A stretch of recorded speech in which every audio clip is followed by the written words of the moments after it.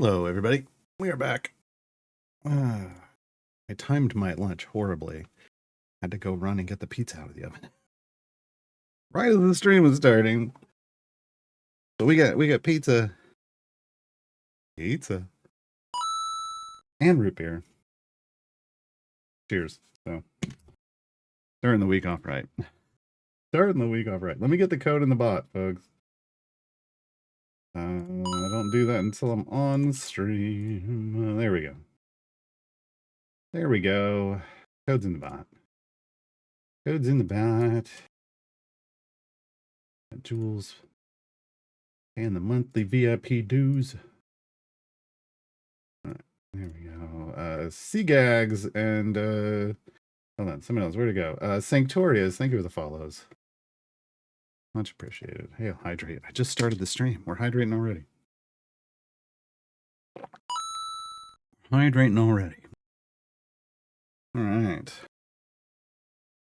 right. Ah. Hello, Delcoon, Jules, Lazier, J-Dog. Who else we got? Niskis. Mr. Blonde. Hello. Oh, yeah, you kind of have to restart your chat for it to show up, but it worked. Yeah. It worked. Let me close this. I actually don't need this game open today. That's too many things going on while I'm eating a pizza. T5 Cats, hello. Twitch doesn't show me online. Well, I can't control Twitch. Gonzalo, thank you for the follow. Or your faces from champions bigger than mine. Can you change that in the options? You can. Yeah. This should be the default setting. This is console UI portraits. If you change them, it does the profile pictures, but these are the hand-drawn art. I only have this. Yeah. I like the other style better. I only have this version on because it kind of visually reminds me which account I'm on. Not on my main account. My main account has the profile pics, like the side shot. Whereas this one does the head-on. Yeah. Hey, Roy. Renzo thanks his sidekick. Let's jam. Thank you for the Prime sub, folks. If you've got Prime, I've got a place for it. But any regular subs you might want to throw my way. I heard some rumors they might be getting rid of Prime. The Prime program? I don't know. I will enjoy it while it lasts. Oh God, don't even get me started about my Rift Gem farm. I checked it before the stream started, and after I set it up last night, it got stuck. It got stuck on where with that bug where you defeat like a segmented health boss, but it shows it's completed, but it doesn't trigger progressing forward. It sat there like all night.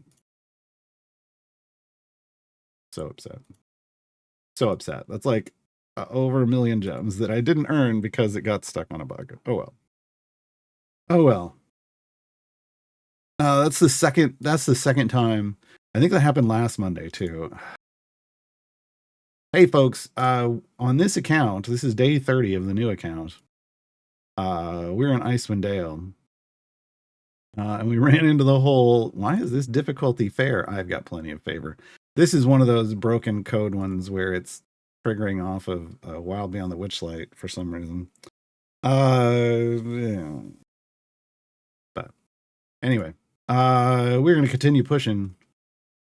I'm just going to set it up while. Yeah. Recall mission champions. Yes. Thank you. We're going to get this set up and rocking. And then I'm going to eat some pizza and answer questions because that's what we do around here. Lumavari, thank you for the Prime sub. Much appreciated. Ramp. I unlocked Split the Party 2 days ago, and 2 nights in a row the progress got stuck pretty quick after logging off. Ugh. Yeah, you kind of got to figure out when you're first trying, like if you're talking about like background progress is a whole thing you kind of got to learn to figure out. Yeah. Because it's a, I don't know. Hey, Star Chaser.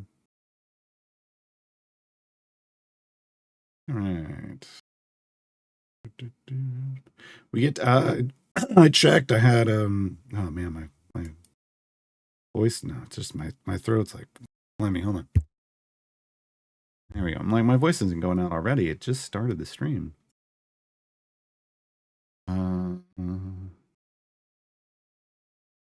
Yeah, Ramp, there's just something weird going on. You got to kind of got to troubleshoot and figure out what's causing it to stop, because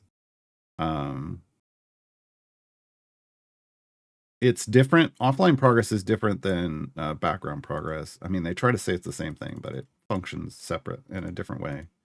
We got like 58,000 gems sitting in our bank account, folks, which means we're coming over here. Right over here, and we're buying this $50,000 gem. As well be. Feet for Eliwick, so that she can guarantee us more gems now. Hey Moses, hey Shevik. Are you gonna make a cup of tea? I wasn't taking a long time making decisions. What are you talking about? This is a reference to the Miami Grand Prix yesterday in Formula One. Oh God, Lewis. I felt so bad for him, but I laughed so hard. I laughed so hard at some of his snarky comments. And Ferrari earned them. All right, trials run. We started our second trials run. I did like day 1 and day 2, and then I was like, I don't have to. I think I did day 1, and day 2 it was almost dead, so I didn't even bother. As you can see, I was just still didn't even come in last place on damage, so it was fine. There's almost 10,000 more scales, and tomorrow, towards the it'll be tomorrow after at the end of the stream. So Wednesday, we'll start another trial. Oh no, yeah, Wednesday we'll start another trial. I didn't see the Lego car thing. Yeah, I missed that. I don't watch the pre-show stuff. So, all right, we got 8,000 gems. What do I want to do with those? I want to buy chests. I saved up 50,000 for that gem feat. So now I'm buying chests. I'm back on my buying chests thing. 99 silver chests saved up. Yeah, whatever. Sure, that's a lot of potion reagents. That's a lot of potion reagents. This is the newsletter chest. Do we get anything good? Medium bounty contract. It's not the worst. Here's our next Bahamut chest. Oh no. I only got 1 vial of blood.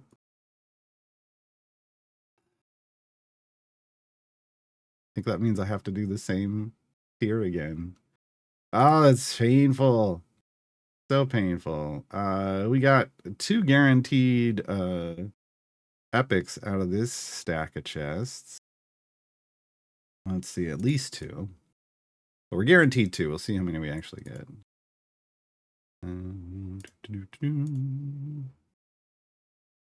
Still chasing down what number one? We're on 25 left to get full epic.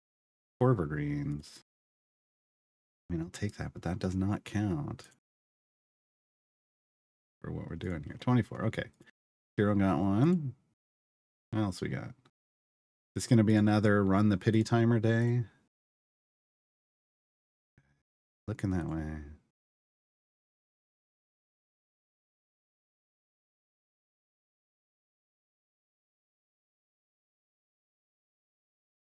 Oh, oh, oh, oh. Oh, oh, oh. Oh, oh, oh. I'll take that.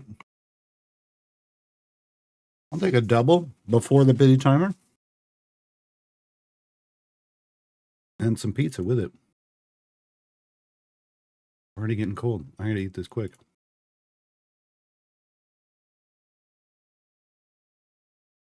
Hey, feet. Nah, we just.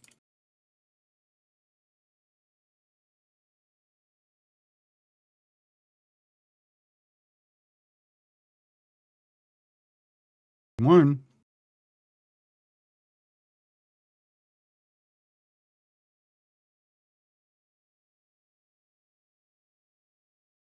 What?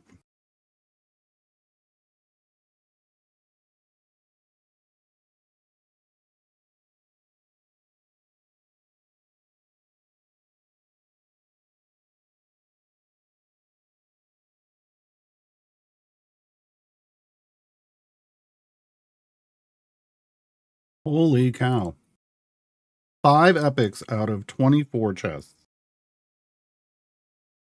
I'll take it. I'll take it. I feel like I use up all my luck on Mondays.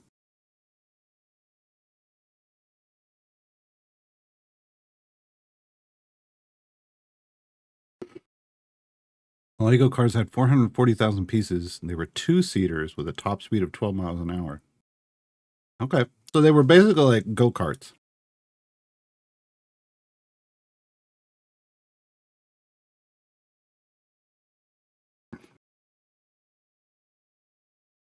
Hey, love laws. How did I do that? I just opened the chest. Sometimes I get lucky.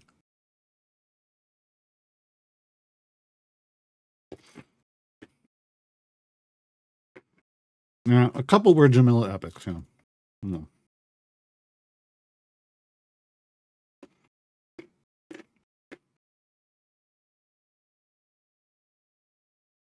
So yeah. So again, for those who were on the ad break, we just got 5 epics out of 24 gold chests, which is wild. I've now removed 2 columns, 2 whole bench seats from this list. That's great. So Tyrell got his full epic. Delana and Hitch got full epic. Yeah. Dragonbait still sitting at the last of the line.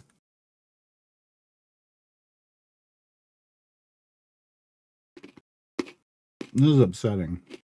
Because he's the only one we still use.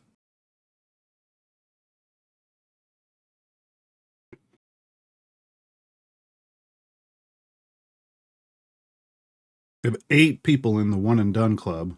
So, yeah. Good progress.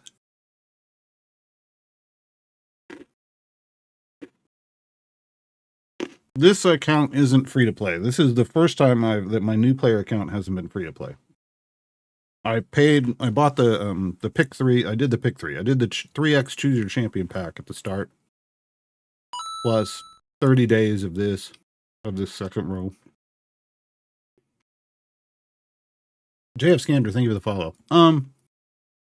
It definitely gives you a solid start, but I've proven in the past it's not necessary. So yeah, like 30 US bucks. Like 30 US bucks.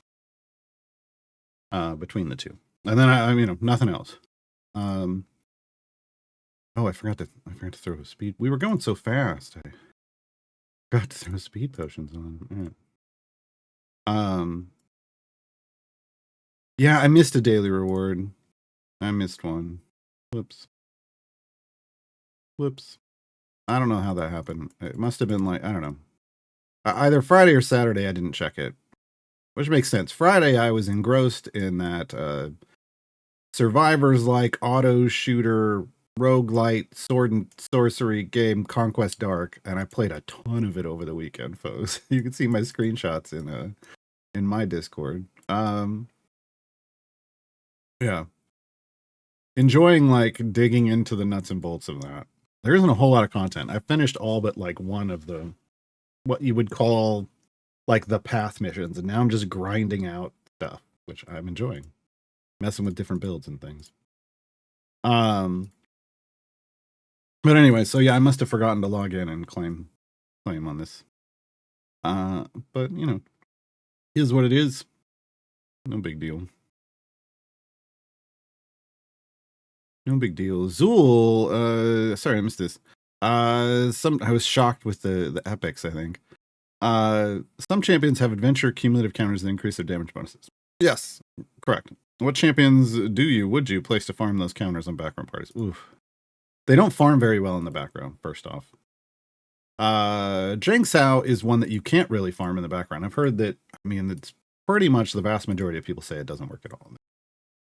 There are a lucky few who get Jang Sao to work in the background. The others will accumulate very, very slowly because it's a simulation. It's not.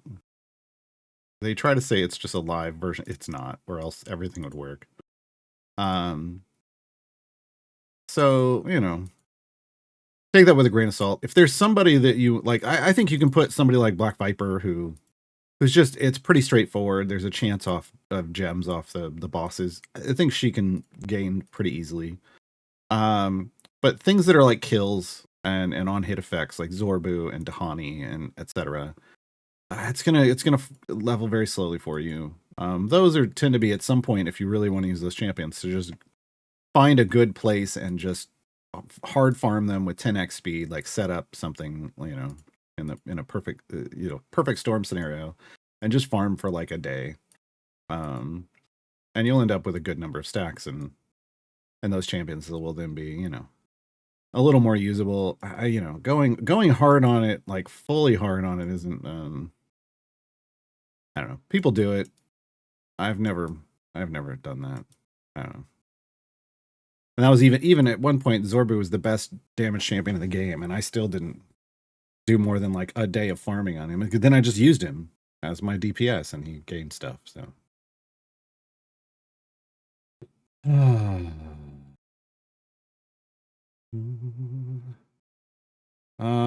Speaking of active and background progress, are there any speed up things that currently work in the background? Speed potions, but you shouldn't use them there. That's it currently. People like to throw Shandy on that list, but look, it's hit or miss. She works for some people, she doesn't for others. People are like on opposite sides of the fence there. But speed potions work, but you shouldn't. I mean, there's a certain point in the game where you'll have so many speed potions that sure you can use some in a background party because you're never going to run out. But early on, not really. So like I just set this one to churn and burn with Brunor and 2 familiars. I'm not even leveling up Brunor. It's just going to get me a little more gems in the background, and it's going to get me some patron currency in the background. So, and yes, background progress for everything feels painfully slow because it is. Yeah, you're supposed to be. The game is designed around you playing with the active party. All the speed effects work in the active party. They just don't. They never went back and added the speed effects for the background party for everybody to make them work. 4 minutes of the Lego version. Oh, in the timer. Cool. Yeah, I'll watch it later tonight. Hey, Truepack. Oh, more pizza. God, stopped eating pizza. What were my 3 picks? I picked Ellie with Diana, and then I was testing out Ishii as a DPS for starters, like for new players. She's neat. I don't think she'd be my recommendation. I mean, she's cool if you like Ishii and you want to lean into that. But I think just starting off with Eliwick, Diana, and Shandy is probably the best way to go.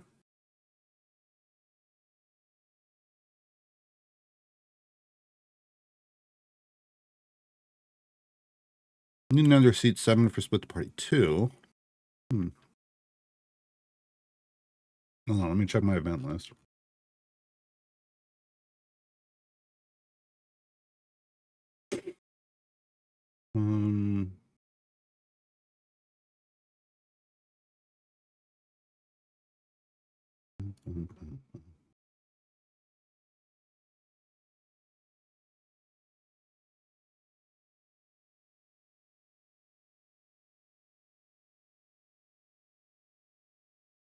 No one in the event that I see, unless they've moved someone there, which is possible. Let me check the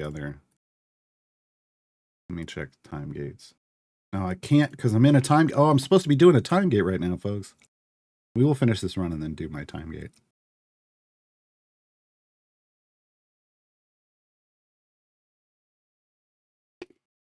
So yeah, I think it's seven's. Well, I got to double check, but I think seven's probably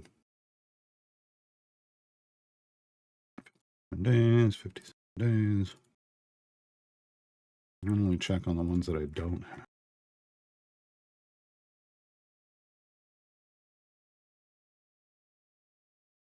57 days. In 57 days, there's a lot in 7, apparently. Yeah, it looks like time gate only.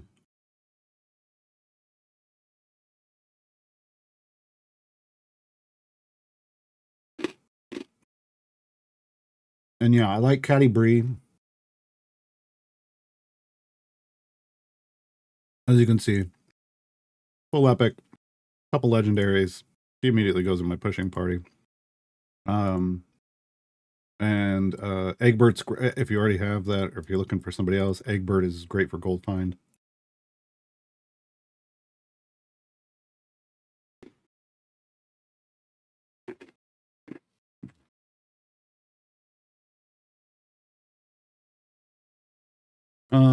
Royal 2. Nixie is going to be in seat 1 in the event. So in 2 days, you can get a seat 1.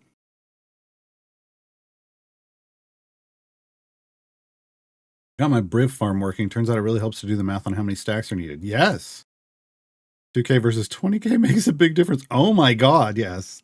Look, 2K and 3K can be a huge difference in the amount of gems you get, but 2K and 20K is, yeah, that's a massive difference.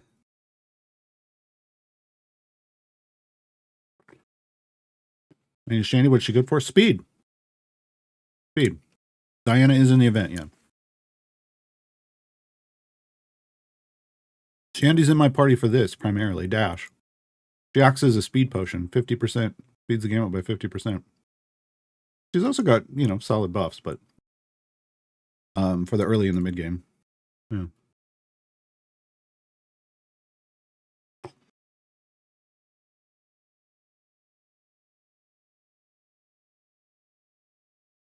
Let me see which champs are upcoming in events to plan a bit on which we pick by time gates, because their next event is too far out. I have, so on my guide page, I have a list of event guides, and they have almost all of the main champs and the flex champs listed. What you'll never know is like who's the new champion going to be without delving into the spoilers, which I don't publish those, but some people do. Yeah.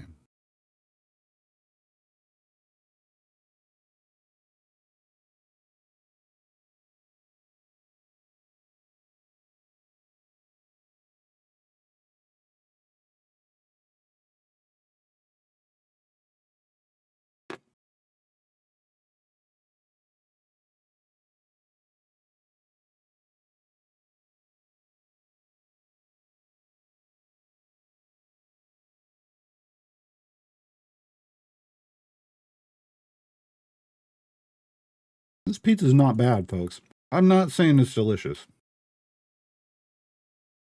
but it's a frozen pizza from the store, and it was on sale. This pizza, the one that I held up, of which I've now eaten half of it's gone. $2. $2. I don't think I'd had this brand before, so I only bought 2 of them, and now I also don't have a ton of room in my freezer, but oh, not bad for $2. It's fantastic for $2. Sometimes you have to put the cost into the weighting of how good it is. And it's a solid pizza. It's okay, but $2 makes it wow. Okay.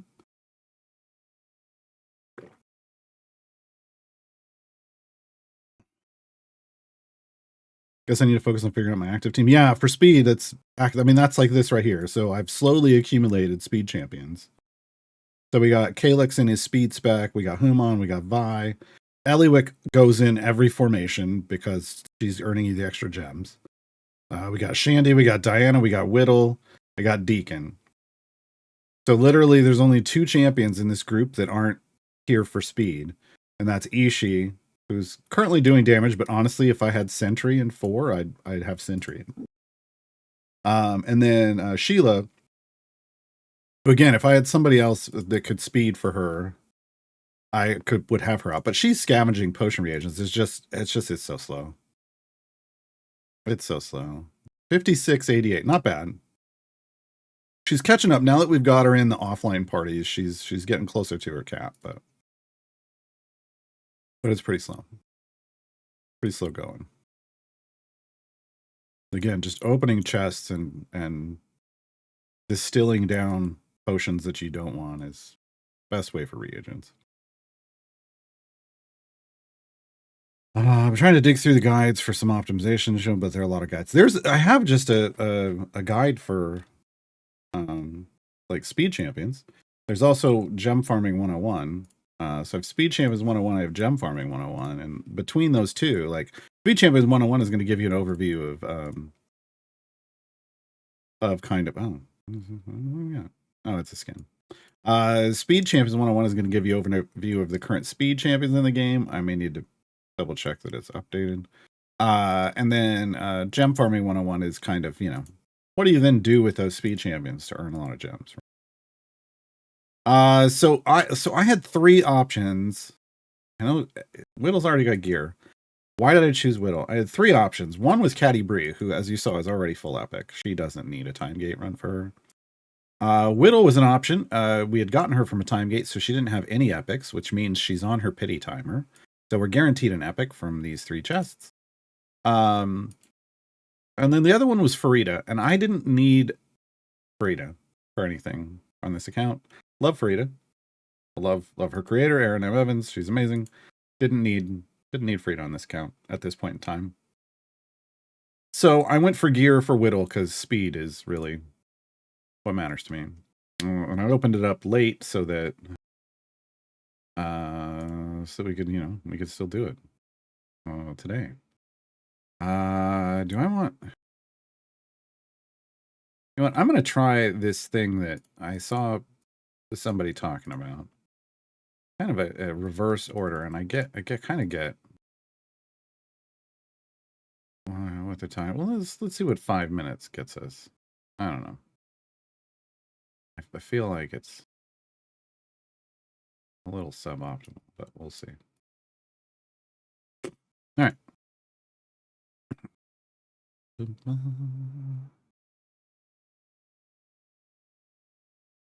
What brand is this? This is Tony's. Actually, it's a very inexpensive brand. It's not super high quality. I feel like it's made for kids. Like it's the kids. It's the pizza you make for your kid for kids.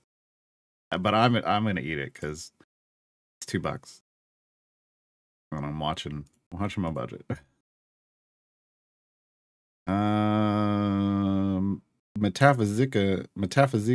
If I'm not the richest guy on the planet, and also I have I don't have any gem farming.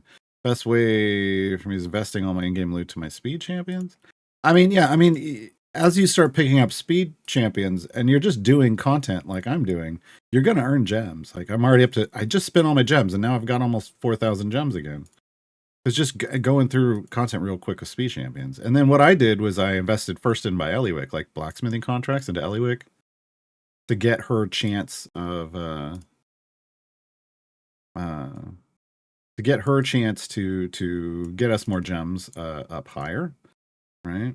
And then I went into and I have put some into Diana, and now I'm putting some into Humont. So like, investing into the champions that have the speed champions that have item support for their speed effect matters. I won't need to invest into Shandy. I won't need to invest into Deacon.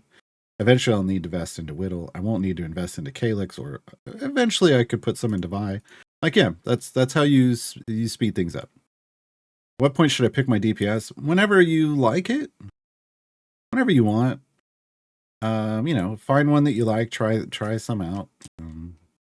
Whenever you're, happy with a DP. Oh, we need a tank, don't we? Stupid resurrected hair of the veil. Oh my god. Okay.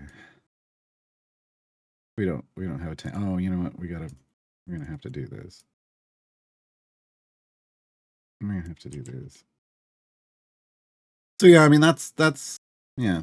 Ishii, she has, you know, the kind of feed herself item levels thing. That's why I chose her on this run. Um, so she makes kind of your early and mid game a bit more efficient in terms of where you put your blacksmithing contracts, because you don't need to put, once you have a background party, you don't need to put her there. So like overnight, I just park her in a background party and she feeds herself her contracts. She doesn't do it when you're actively pushing, which is a kind of a problem I brought up to the devs on Dev Insights, but I don't know if they fully understand the issue there.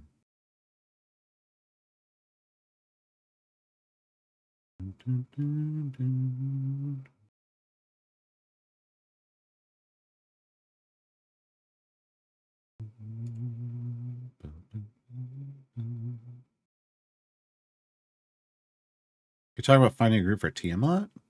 Which tier group we should join? I mean, yeah, so I kind of can't demonstrate, but like when I go to do this, I'm not going to create a campaign. I'm going to join one, or I'll try to join one actually, and I'll just look to see if there's one that's available for the tier I want to do. What tier do I want to do? Well, I always want to do the highest tier that I have available to me. But because they take, you know, vials of blood to start, I also have to factor in, can I afford to start the next tier? I don't think I can this week. I think I got screwed over on my vials. I only got one vial. I don't think I can start the next tier. So I may have to just do the same tier. What I don't want to do is go backwards. That would suck. So you're trying to figure that out. If there isn't one that's available right when you go to join it, just create one. Like for the tier you want, create one. And set it up. Just set it to start when everyone's in, but don't start it, right? You pick your champion, but you don't start it. And then the moment it loads, it's gonna auto start for you. The moment everybody joins in, it'll auto start for you.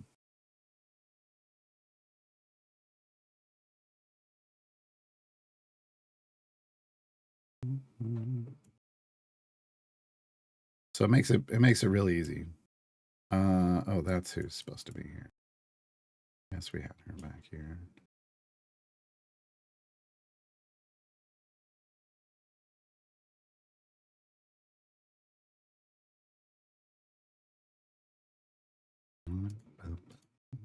But yeah, always trying to do the highest tier that you have available to you. So as you complete a tier, you unlock the next tier, and you always want to be moving up, ideally. The vials are gonna cause problems with that, right? Like a 1 means I think all I can do is the same tier I just did. Anon, thank you for 35 months. Much appreciated. So yeah, I know like lower tiers can be difficult. That's why I said, you know, if you're in a lower tier like I am right now, this is why I kind of wanted to keep playing this for a little while, is to show like, yeah, I'm just, if I don't see one right away, I'm just going to start one. And so that's kind of how it works. It can be a little hard sometimes to fill them out, but you know, honestly, if you're like in tier 2 and you've got 4 people and like that 5th person just doesn't seem to join, I mean, look, with 5 people, we had it done in like 2 days. So even if you've only got like 3 or 4, if people actively, you know, play trials the way they should, then you'll be fine. But you know, having 5 gives you the leeway for somebody to, you know, be, not do anything, which that's always a chance.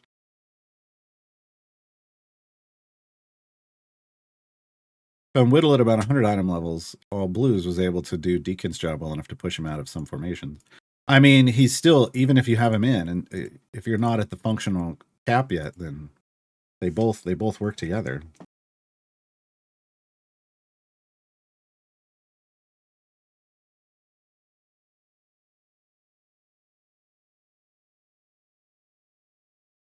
Still haven't gotten to trials. What do you get? Scales of Tiamat.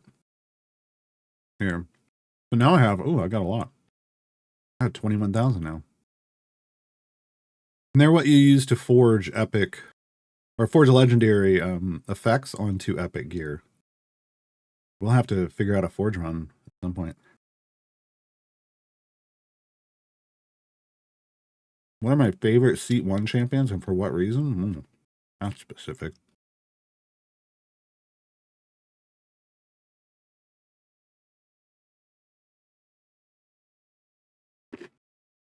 I mean, Deacon and Thalora for speed. Deacon's like the early game speed, in my opinion. Thallora's for later. When you'll understand more about how her mechanic works later on.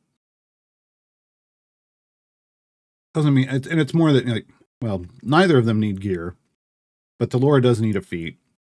So, I don't know.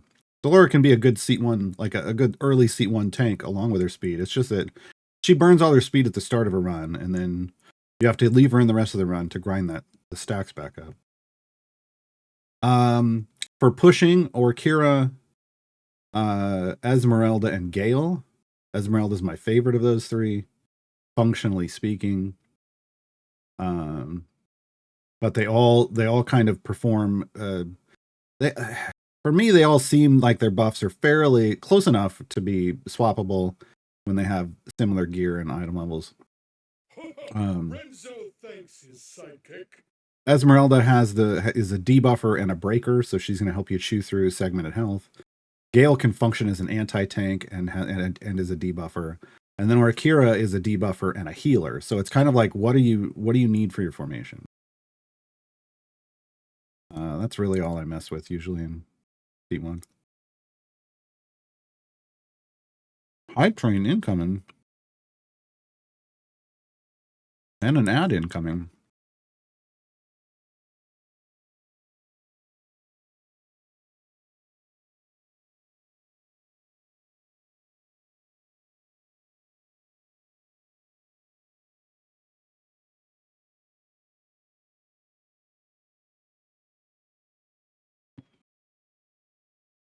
You have like 10,000 scales, but you don't know how.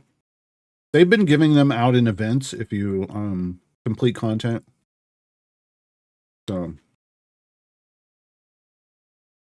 that could be how. Or if you have the Bobby that scavenges them.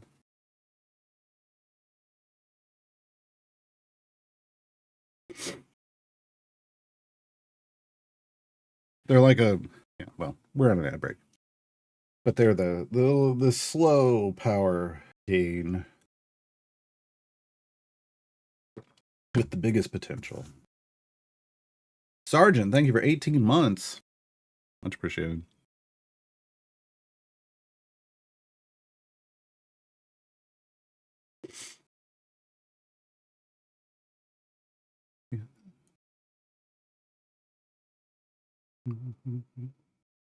Once we got leveling up the champions, this got real smooth. As expected. We just had to get some gold find going.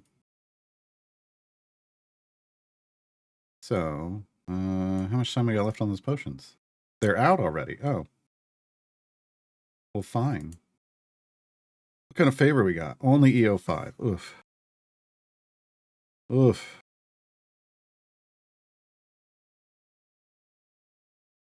Give me, we're gonna. I need more favor than that.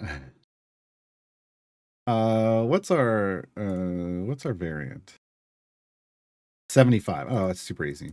Okay. All right.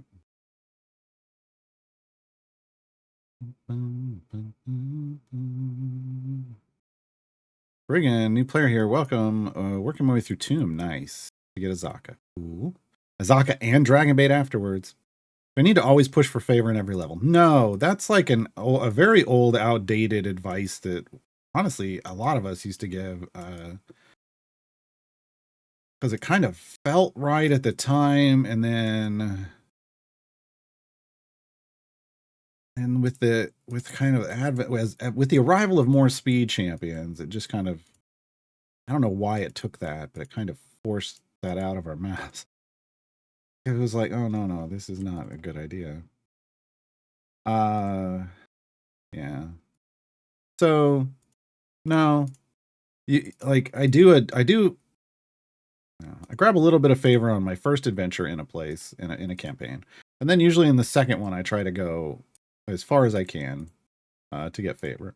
And then I will go a very long time without doing that. The amount of time depends on, how much favor that was and how far I can go without having to do it again. So, yeah. But no, you don't push for favor in every level.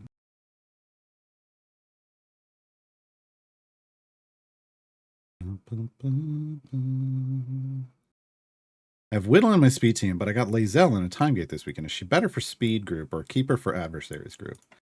I mean, it kind of depends on who's in your speed group.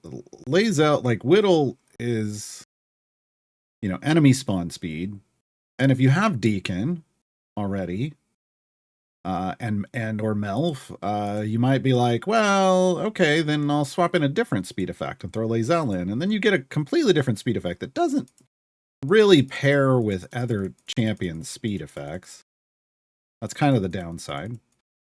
Whereas if you don't have a lot of speed champions, but you have some absolute adversaries, you could throw in Lazelle, and actually having more absolute adversaries in your formation makes her a better speed champion because of how her mechanic works.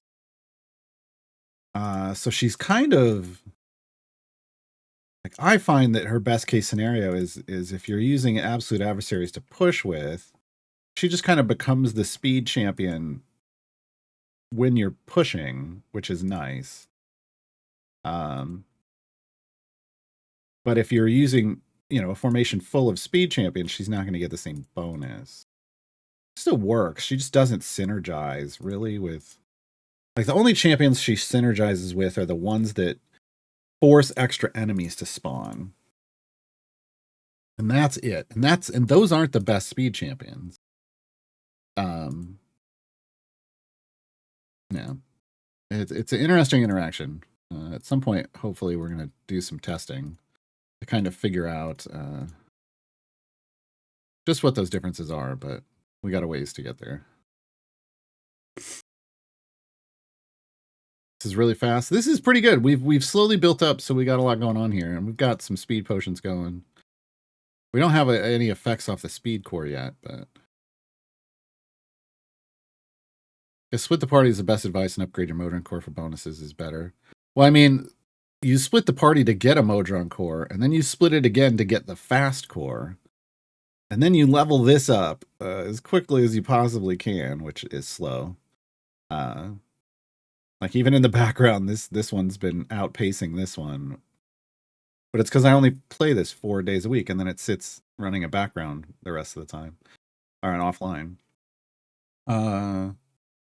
But yeah, once you get that fast core, yeah, then it's the slow game of collecting pipes and trying to get the bonuses. Like, mine is not great. I just don't have the pipes to do anything other than just hook things up right now. I've got a lot of pipes, but they don't do what I need them to do. It's quality over quantity. But that's why we tell people to race there, because it is a slow game of opening. Well, you get a chest every time, a Modron component chest every time you level up your core, but early on that's fairly slow. But then you can have you get one a week from patrons. Hold on, time gate piece, boom, and then Modron component chest. These are the only two things really like that you buy every week. I leave the rest of my coinage right now because these are the most important things to me. Still, I would like this toy werewolf, but we're nowhere near the currency currently. We got the champions instead, and we're real close to unlocking Zariel. So, yeah. In fact, now that we have 8 time gate pieces, I'll do a manual time gate after this, and then we'll unlock Zariel. That's what was happening today. I remember now. Okay. Motor component chest. So now I open these, and then you're like, well, are these any good? Not really. These aren't what I'm looking for. What we want is like a directed, like a T or a quad directed. So T's can be directed T's can be blue and purple. Directed quads can only be purple. So the rest of these, it's like, whatever. They're filler. you'll fill stuff in with them. But, so this is a direct-to-T. This is actually a good direct-to-T. So there's one useful piece so far. And this is a good direct-to-T. So I got two useful pieces out of 3 motoring component chests, which honestly, not bad. Not bad. Now on my main account, I can go weeks without getting a useful piece. Because on my main account, all I care about, like all that's useful to me at that level is the directed quads, and those are much harder to come by. All right, so I'm gonna skip this. I'm gonna go straight to this. Yeah.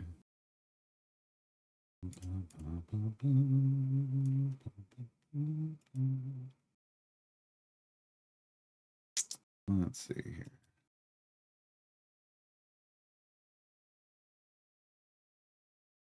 I just want to do this because we only have to go to 75. Gold finds reduced by 99%. I hate you. Give me one of those. Just out of spite. Just give me one of those out of spite. Can I move her at all? No. Okay. Jerk. All right, let's use Sheila instead. Use Sheila instead.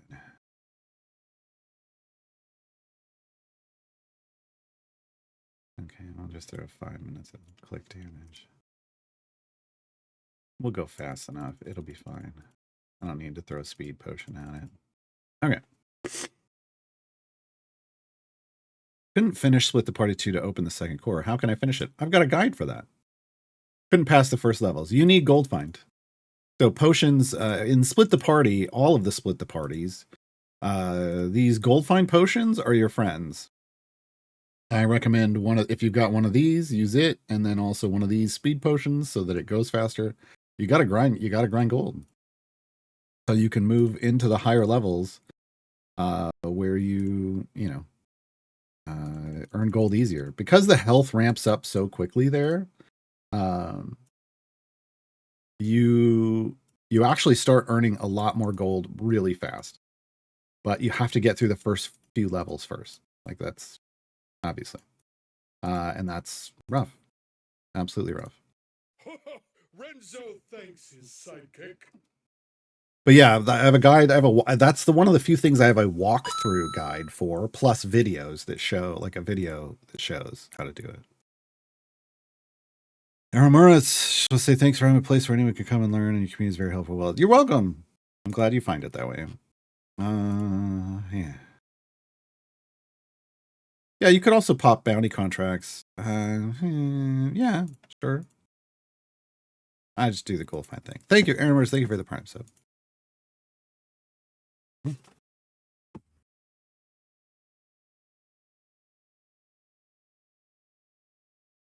Now the pizza's cold, folks. I'll eat it anyway. I ain't a snob. Just give me that pizza.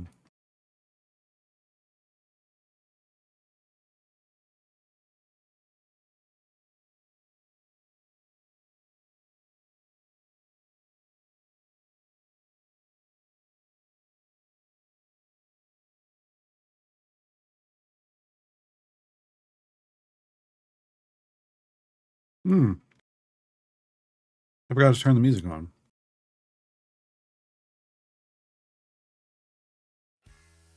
That's better. I was like, why is it so quiet?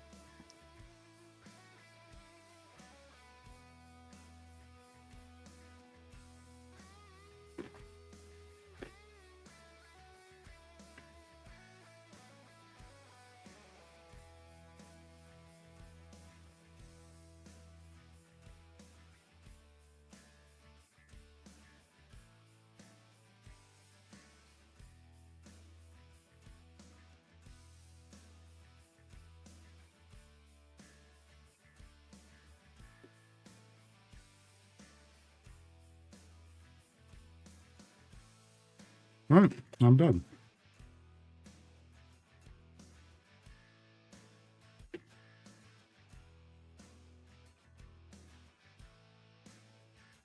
Okay. Now I'm going to come back to this one.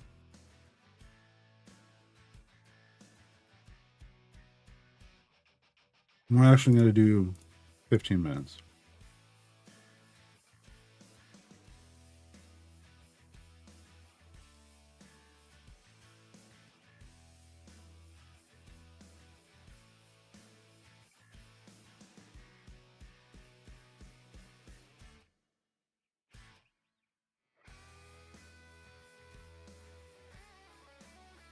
And we're going to see how far we can go in 15 minutes with the little bit of favor we got. With the little bit of favor we got.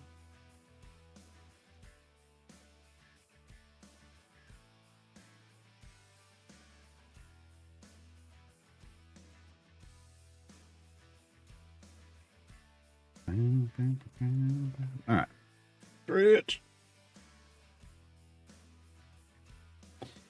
I'll chipping up by Gar a Turbo Chef, so when we get him on a tangent, he can have fresh hot food again in 30 seconds. Oh. But then I have to get up and leave because I ain't putting that in here. It'd be too hot. It'd heat this room up.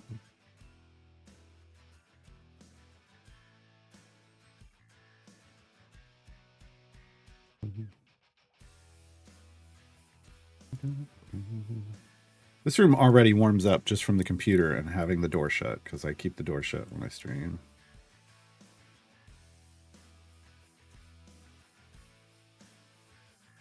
Like, well, today it's already too warm. That probably means I need to clean the filters in my computer. Probably. At least I go to.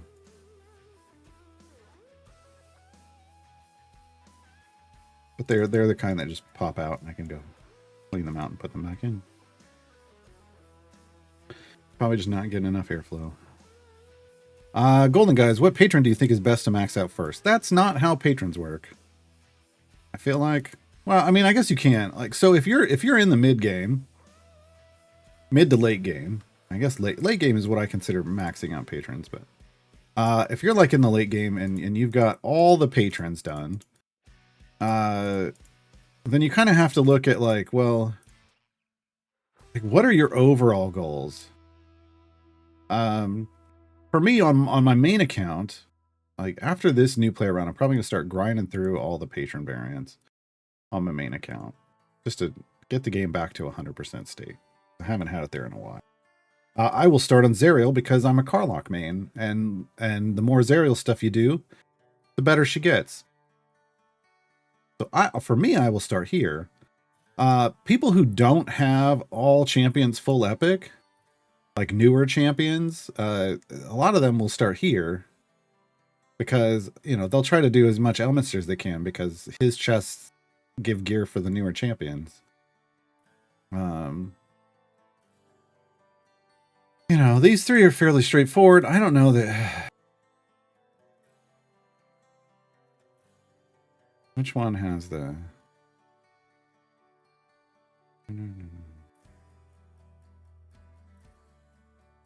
I mean, I like golden gift. I like the tier 7 on Vajra for golden gifts is nice, so that you get more gold chests just by playing the game.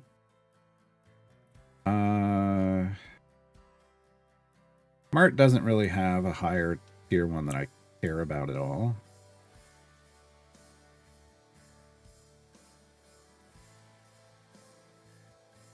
Strahd doesn't really have a higher tier one that I care about at all.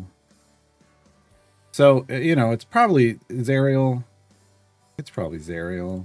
I think Zariel may have the one that has trial stuff. I can't remember. But yeah, so you kind of got to figure out, like, you know, not just look at, well, you know, which patron do I want to do? It's like, well, what am I getting out of it when I'm pushing deep? And one of the things you're getting out of it is those global perks.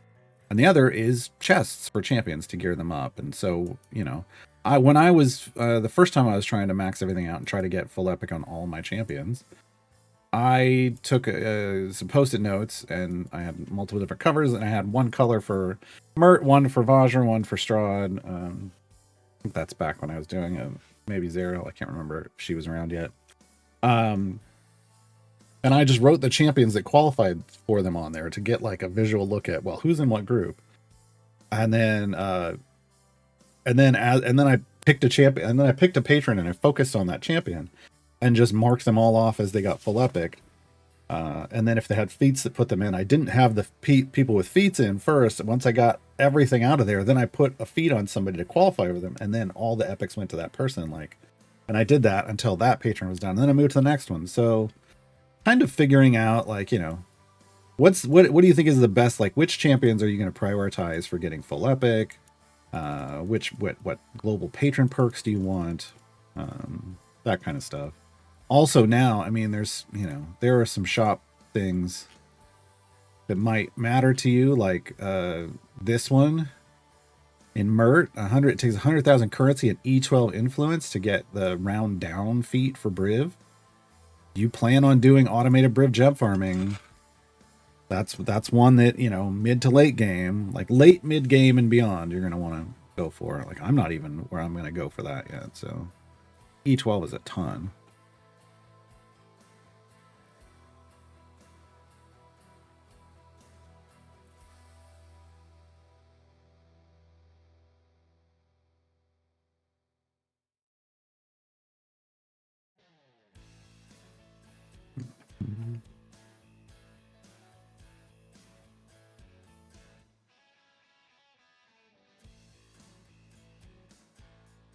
Yeah, if you use Gale a lot, he has a scaling with Elminster.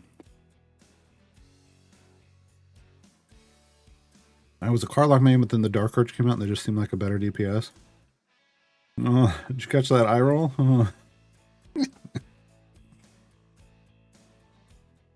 The Dark Urge is a more versatile DPS. They can go everywhere, but I've tested this on new accounts and on my main, and Karlach just outsmashed the Dark Urge repeatedly. I don't know. Sure, there's a point with gear and item levels and Dark Urge stacks that changes, but I haven't found it.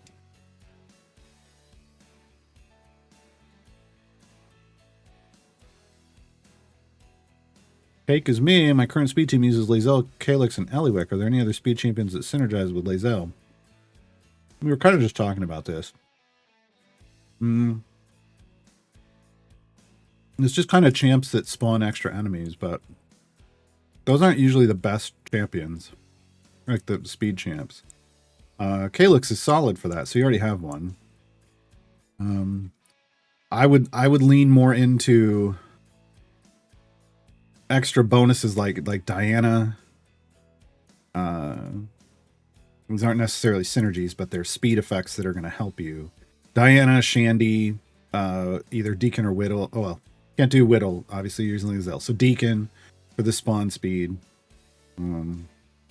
Vi, honestly, is going to synergize because she's going to make the like more of the wave spawn instantly. That kind of stuff is the best you're going to get, because otherwise the champions that make Lae'zel better are absolute adversaries, and those aren't speed champions. So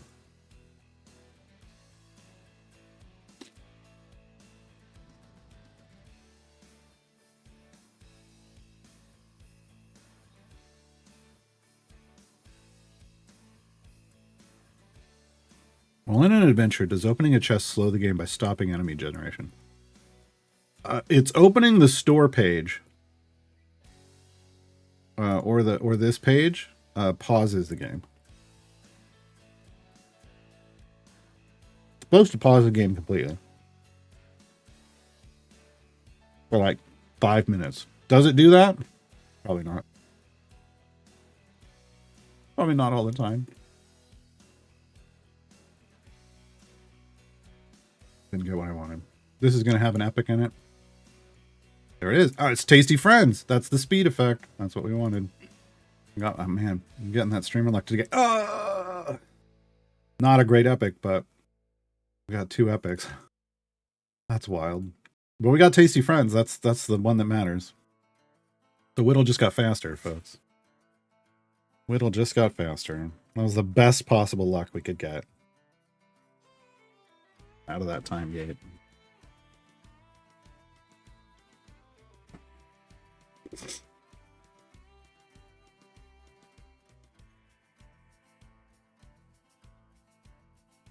Five minutes adjusted for potions? Maybe.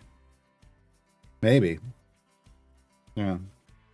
Because when they put that system in, it was before potions existed, like speed potions. Pretty sure. Actually, I don't remember. Yeah, I think so. Pretty sure it was.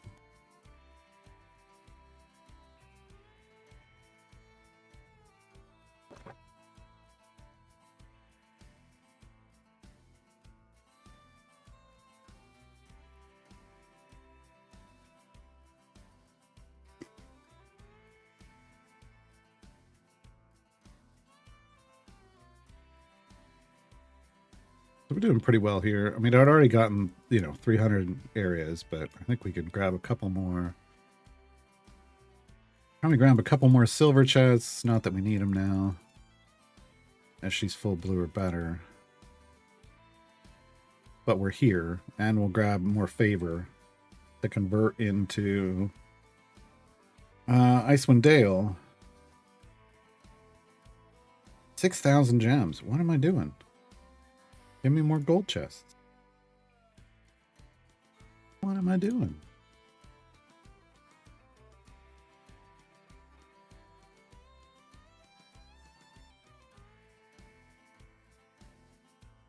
The epics I want. That is, though. There we are. We're into the teens, folks. 19. Thanks to Brunor. He should be done, I believe. I'll check in a moment.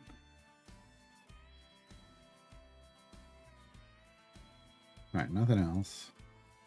Burner full epic? He is. He is. Hydrate.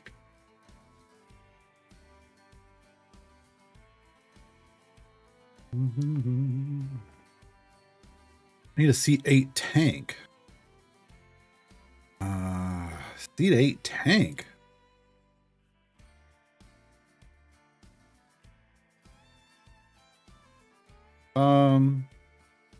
That's a bad seat for a tank. Just gonna be honest. You got Tatiana, but I mean, she's okay. Walnut is not great. Ayla isn't in 8. Ayla's in 9? Yeah, 9. Yeah, this is the easy way to do it. Warduck is not, you would not know. You choose Warduck as your DPS. He just happens to also be a tank, but he is a DPS champion. So, they're using Ishi, Alindra, and Whittle. So Ishi with the super fast speed. 8 is not a great place to get a tank for you. So I'm not sure why you want it from 8. I guess you're using some champions you like in other places, but 8's is not a great, Walnut is not a great tank. Desperately needs a rework. Tatiana's okay, but her buff placement, her kind of randomized buff placement can be frustrating. So she's the best option you have. She's the best option you have out of 8. If it has to be 8. What happens if you open a chest for a champion you don't have? Their gear goes in their closet. Like if it's a named chest, like if I got a named Tatiana chest. If I were to open it, which, I would because I want what's in it. I want the consumables out of it right away. I don't want to wait until I get Tatiana. Most likely. Then it would just go in her closet. And whenever I unlock her, she'll be wearing it. Well, that's not what they asked for, though. They didn't ask for somebody at 8 that could get you a tank somewhere else. They wanted a seat 8 tank. So, yeah. Seat 8 really isn't the what I would call a good tanking seat. And Warduck is a... if you're choosing him, you're choosing to be Warduck DPS. And then you might also tank with him.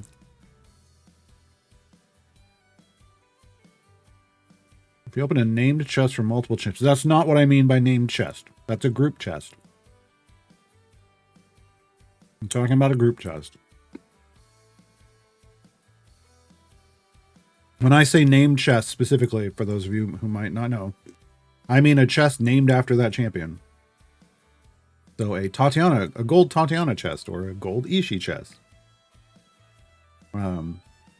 If it's like a weekend chest, that's a group chest. The weekday chest, that's a group chest. If it's a patron chest, that's a group chest. And those group chests only drop gear for champions you own.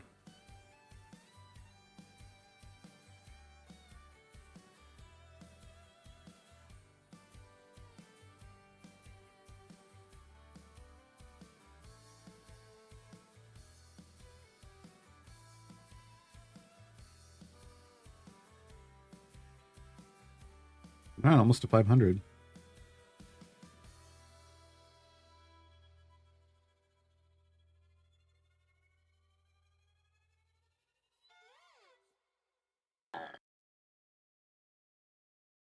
No, you guys are.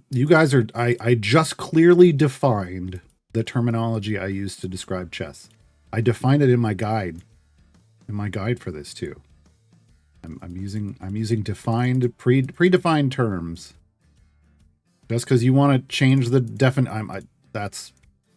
I'm not changing the definition, and I'm not arguing over these definitions. There's champion chests, if you want to call it that, named champion chests, and there's group chests. Of course, all the group chests have names. Of course they do. But that's not the named kind of we're talking about a named champion. Like specifically, the question was, what happens if you open a chest for a champion you don't have? Like not a group chest, but you don't have one of the champions. So context is important, but so are agreed upon definitions. Funky Pants, as I just pointed out, it didn't have to state that. They asked for a champion you have, there was nothing in there that made it appear like it would be a group chest. So I want to make sure everybody's kind of on the same page. I will 100% argue over terms and their definitions, because that's the only way we as humanity can have conversations with each other that make sense.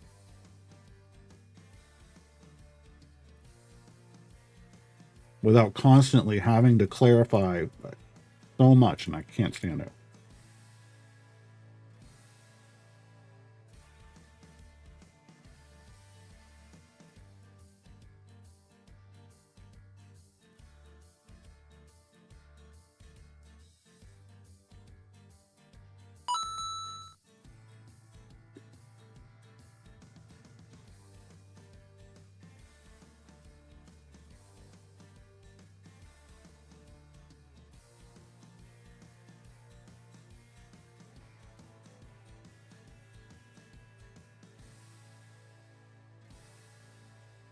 Oh, now I feel like I stuffed myself, but I didn't. I mean, it was a lot of pizza. I will be fair.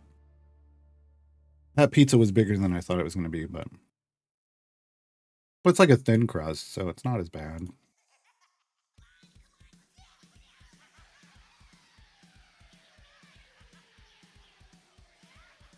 But it's not something that I would reheat, so it was either eat it or throw it away.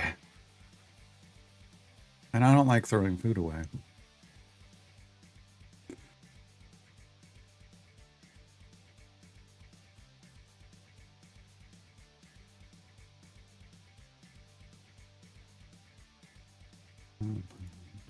We're back. Yeah, Thavio, I earn around 7 to 10,000 gems a day. Would you get the 10%, 12.5k speed feat for Humon? Yes.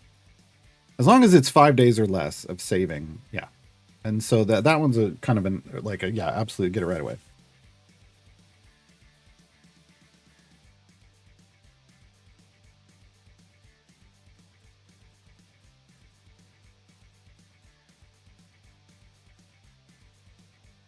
Well, it's like a kid's pizza in the sense that it's a pizza you would feed lots of kids. Like you would,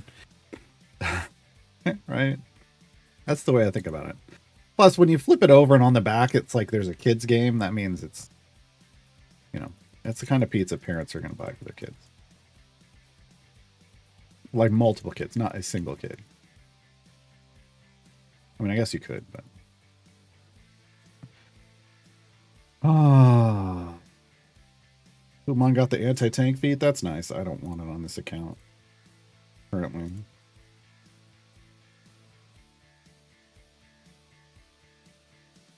Minute and a half left. Can we get to 700? I think we can.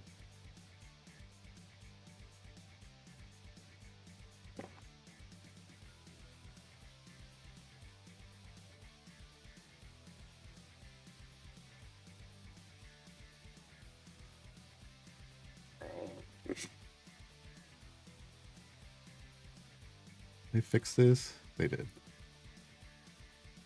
Yeah. New giveaway in the Discord, folks. Also, I need to see which of these. I already did that one. Did I do this one? I did not.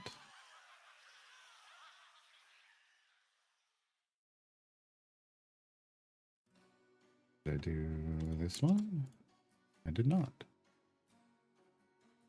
Did I do this one? I did not. How about this one? Wow. Okay. That's everything, though. All right.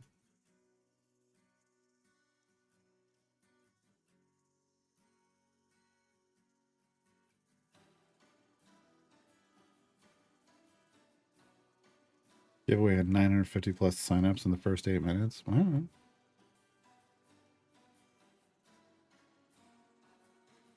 That's cool, I guess.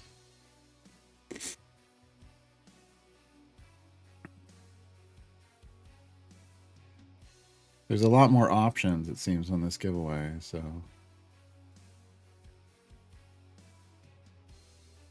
I like that Jaheira skin. That's neat. Oh, there we go. We got past 700 and got wrecked, so now's a good time. All right, and we're closing this early because we're done. Close gate. Immediately convert. Icewind Dale, please. Okay. Now, let's look at time to event. So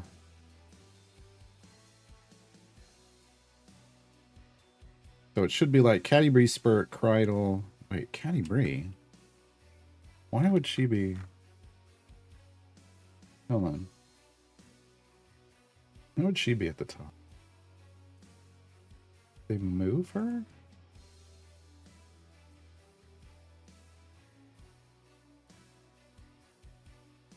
They move her?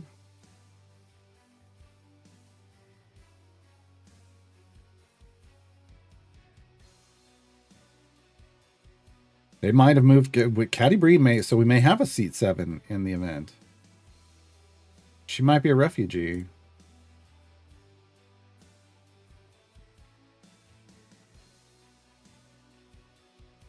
Might be a refugee. Same with Spurt, yeah. I think Catti and Spurt may be joining Great Mojo March. When we get Crynal, Shaka, Dungeon Master, Nix. Wait, really? How many people did they move over here? Dungeon Master was not part of this before.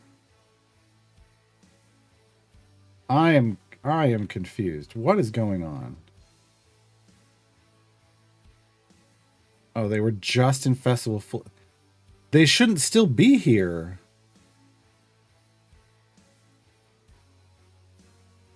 Look.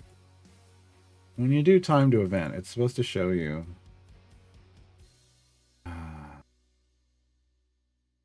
All right, well, that just gave me a headache. Why would they do that?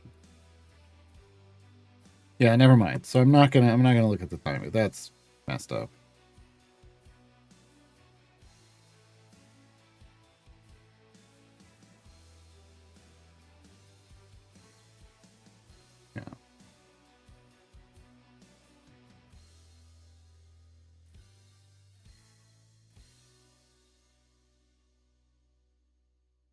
Yeah. That one's really weird. I don't know. It's supposed to be Diana, Avandra, Nordum, Mahen, Jahira, Keelik, Evelyn, Nixie, Kreidel.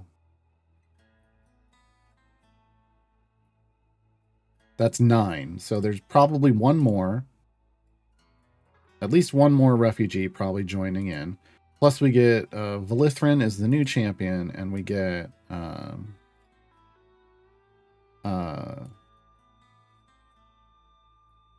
Yorvin is the rework champion.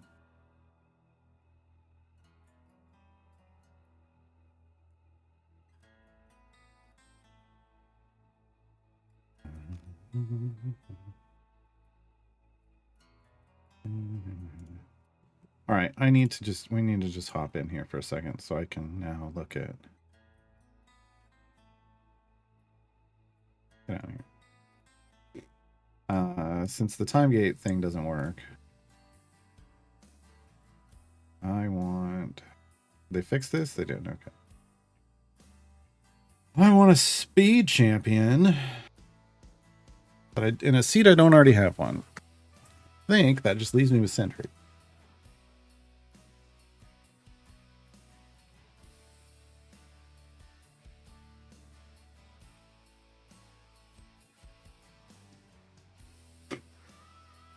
I guess it leaves him in a Sentry and BBG, actually. I think I want to go. I think maybe BBEG.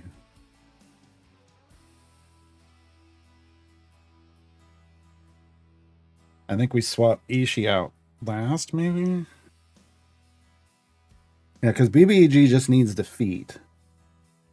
He doesn't need item levels. Sentry needs item levels. And we're still feeding item levels to Human. So let's see if the game lets us time gate BBG. Unowned. Alphabetical. That's backwards. It does. It does.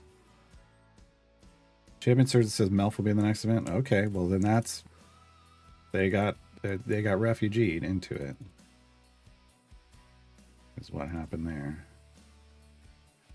Okay, so we're gonna do this.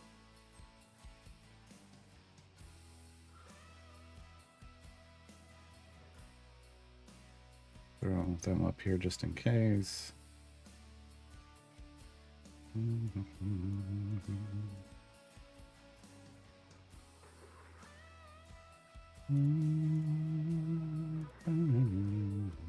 We ended up with 4. Well, we ended up with 7 total silvers for Whittle. Here's another epic. Yeah, didn't get anything. That's fine. We're good for her.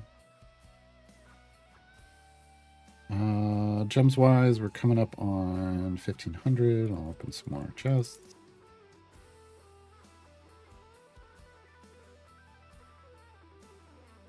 So BBG will sit here in seat 3 as a speed champion. I know. Halson technically has the speed tag, but I don't like his speed effect.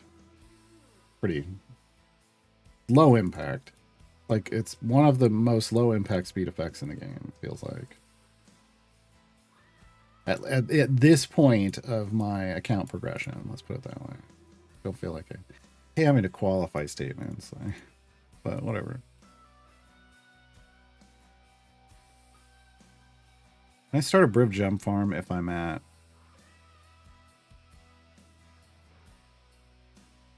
I don't understand why you have 2 percentages there. So I'm gonna say this, Ian Sam. Can I start a Briv Gem farm at 2 jump or higher? Yes. If so, which is the core to use? The fast core. Any gem farming should always be done with your fast core. Leave it running in the background. No, that's not how gem farming works. 10 miles. There can't be 2 percentages like that. For one Briv. That's not how that works. So no, you never put a gem farming party in a background, and it doesn't do anything. Like, speed champions don't do anything in the background.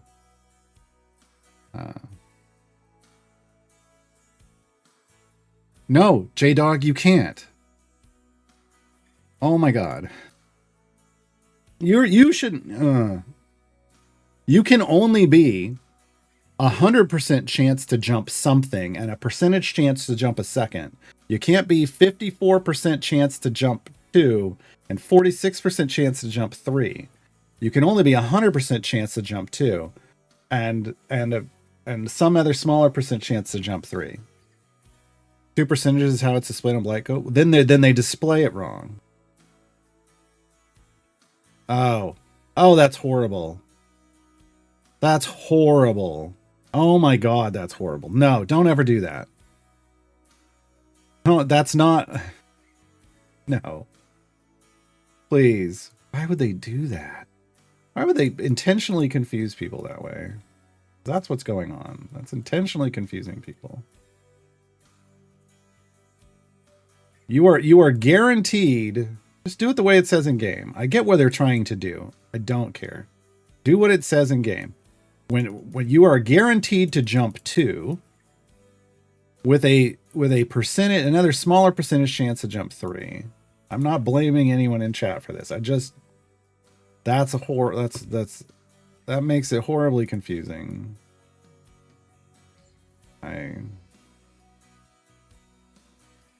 Yeah, you only really have to say one thing. I'm a 46% 3 jump. Like that tells me that, you know, you're guaranteed 2 with a 46% chance to jump 3. That's all we gotta know. That double thing is weird. But no, you never leave any gem farm in the background party. It always has to be your active party, or it's not going to work. It's not going to do anything. It's not going to speed. You want speed, and it's not going to speed.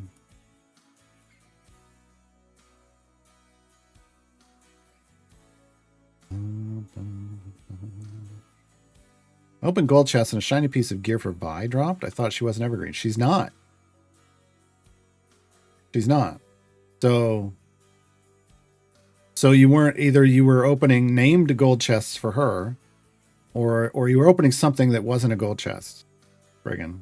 But it wasn't. Yeah. Or the shiny wasn't for Vi. I don't know what to tell you. Like those are the things that happened. Because it can't, nothing but like a regular gold chest can't drop a shiny for Vi. I bought a trait that says that Briv now jumps at 4. No. That's not what that does. That's not what that does. It locks the chance in at 4 if you are at a 4 jump or higher. It doesn't automatically put you at 4 if you're lower than that. You've got to get there first. You got to get there first.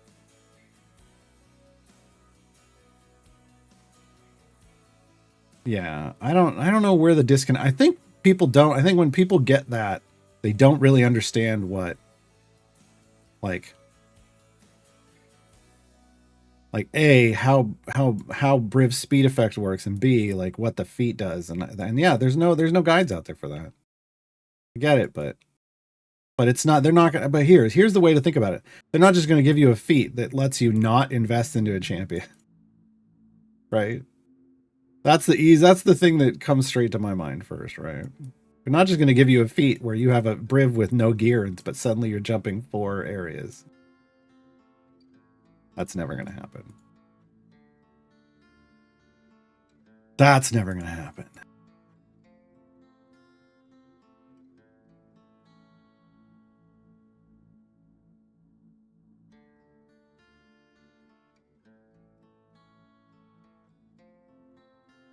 It may have been a feat, yeah. So if it was a green backed card, it's a feat, Brigand.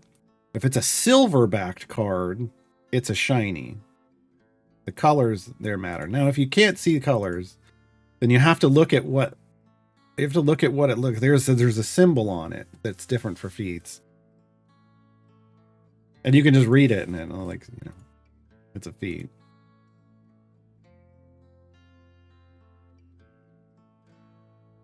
What item levels do I need to jump 2, 3, and 4? I got a guide for that. Jules posted it in chat. I have a table that shows you the item levels you need, whether you're ungilded, shinied, or golden, for each of the jump levels.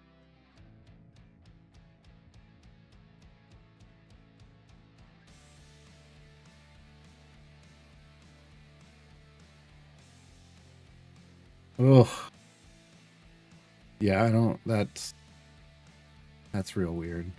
I don't do scripting, College Tom, so yeah, that's just, I don't know.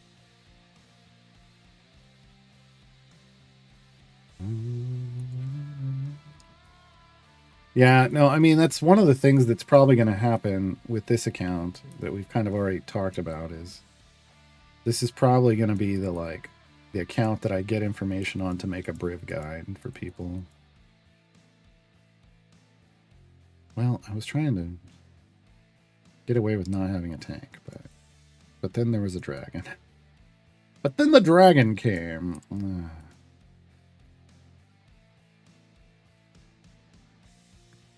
Then we did that to it.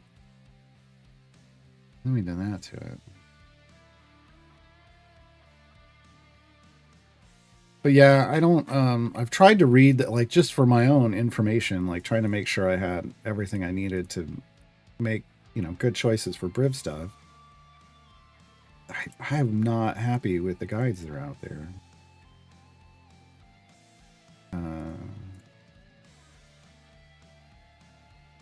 Yeah. There's a lot of assumed knowledge that they start from, and I don't. That can cause problems. The more knowledge that's assumed, the harder it is to parse for someone who's just coming into it. Is there a way to farm speed potions? Smelter, you just earn gems, and then, oh, this is a good time. Earn gems, you come over here, you spend your gems on chests, and then you come over here and then you open the chests. And you get potions, hopefully. Well, I didn't get any this time, but that's it. That's how you do it. That's the core loop of like earning of what you do with gems is, earn them, buy chests with them, open. There was a medium potion of speed. Yeah. That's a fire breath, but I can turn that into a potion of speed. Right. That's it. And then you take the potions that you don't want. Like, I've got a bunch of potions here that I don't really need. So I come over here, even if I'm being super conservative, I was usually taking these down to 5, but just take them down to 10 for now.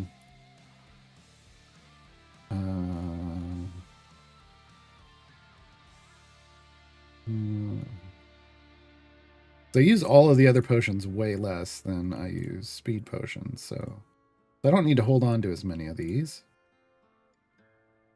So I can be very careful about what I get rid of here. Fire breath? Yeah. And then they turn into potion reagents, so I distill them. And then I can come over here, I can click here, and then I can make speed potions with those reagents that I just broke down. Right now I've got a decent number. I might need some smalls. So let's go apothecary. Let's go speed, small. Like just 5. They don't cost that much. There. And now I just made some small potions. See, now I'm up to 6. So that's kind of what you do. Oh, we went further than I had planned on going. Okay. Complete. But that's fine. BBG recruited. Zerial. Now unlocked. Right? No. 50. I thought that was 50. I think it is. I think it's not updating correctly, but it'll update when we do this one. Oh, this is the herding cats variant. Oh, gee. Every second a cat spawns, moves towards a random champion, and then it stuns that champion.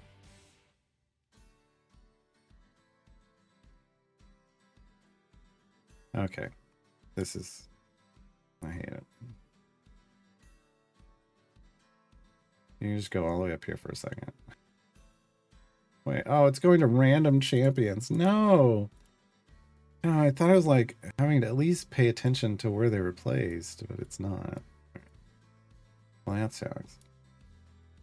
Well, that sucks. All right.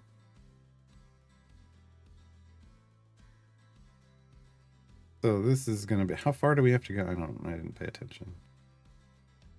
I don't know. I don't want to do there yet either. 125. Okay, so we're going to need some speed. Yeah, that one.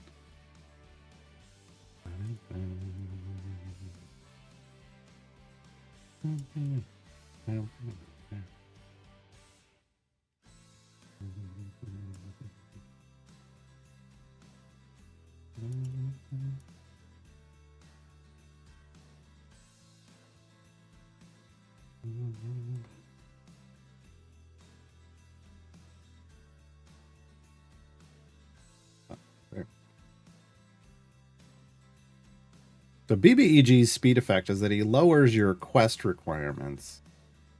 But his requirement to do that is you complete the area quickly. So he's not like your first, he shouldn't be your first speed champion. Once you develop a pretty quick party, then he becomes a really good speed champion.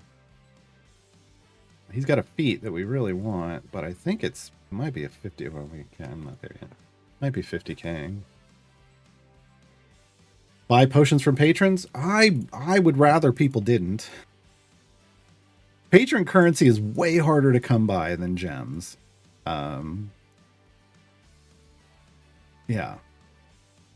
So you don't, especially early on.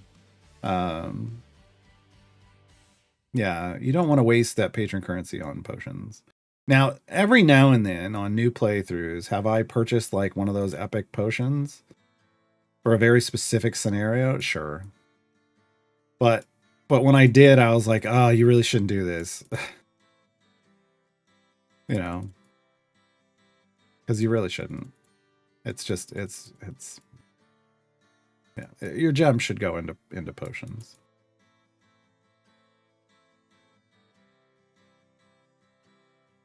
Any tips on blacksmith contract use? I use them on speed champions first. In fact, we can come over here. Well, these are going to go and get consumed. And then I'm going to put these. Where's that? There's Human. Currently, I'm putting them in the Human. I started on Eliwick. I've got her where I want her. I did some on Diana as well. She's functionally capped. She's actually capped. On her speed effects, so now I'm moving to Human, who needs a lot. Human needs a lot. So this is why I didn't pick another champion to unlock that also needs speed, and also needs contracts, because I'm going to be putting them into Human for a while. So they wouldn't really, I mean, they'd help, but not as much as they could. BBG is going to be better suited right now for the party we're building. Okay, none of that really matters. Where's his speed effect? Railroad, yeah, it's 50,000. Okay. So that goes on the list of 50k speed feats to pick up. Well, let's do Evil Overlord first.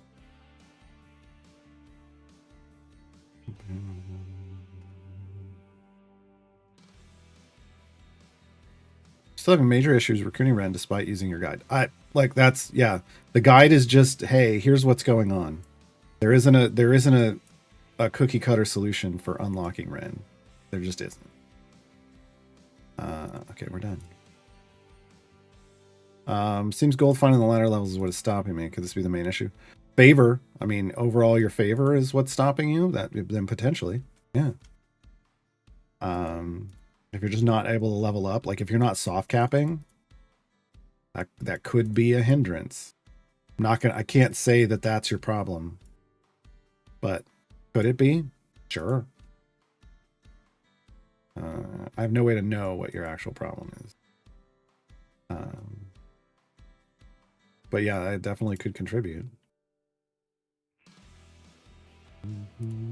Okay, this is the one where we're going to do 15 minutes. Just like we did last time. This isn't how I normally did it, but I saw somebody said that this is how they do it, and I was like, I'll try it. I'm open to trying new things.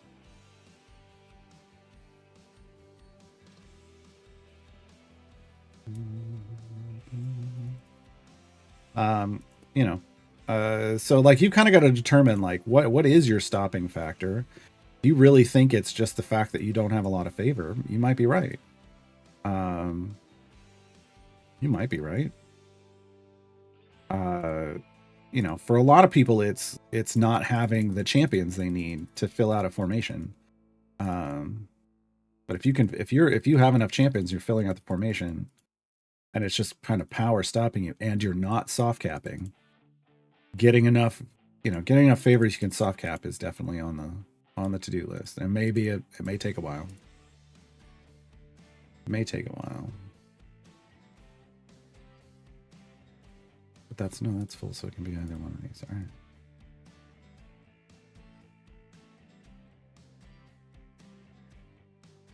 All right, so BBEG, I mean, for pushing, which I really enjoy them with Carlock. I use them a lot in a Carlock formation, but they push for people who don't have high intelligence scores.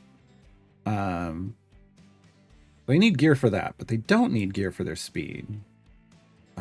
So the gear that we get out of this is like, whatever. Like, it's nice to have whatever gear they're going to give us, but we're not make or break with BBEG about like crossing our fingers for specific stuff. Yeah. Now, Zariel, show me the money. What? Must have 50 champions. I thought we were at 50. Oh, I did this to myself. Folks. I was like, after the natural time gate weekend, and our manual time gate will be at 50. But I didn't unlock a new champion with my manual time gate. That's what's confusing me. I was like, nah. So on Wednesday, it's fine. On Wednesday with the event, we got it. Which is fine. I didn't really want to grind all that today anyway.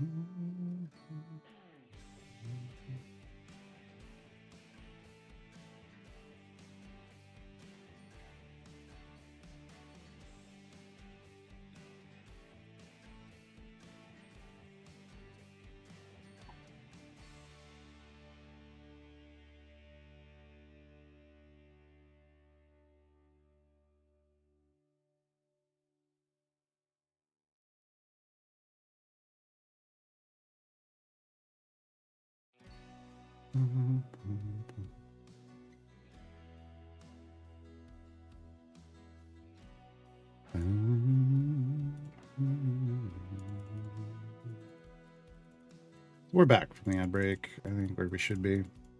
Which says we are. I'll pull you Batman. Do we know anything about Yorvin's rework yet? Nope. We have the blog post for Blithrin, the new champion, but Yorvin's rework post will be out Friday. Royalty, is there a guide or a wiki to help find out caps? Because the only cap I've learned of is the speed cap in an adventure. There's a potion, like the potion speed cap, right?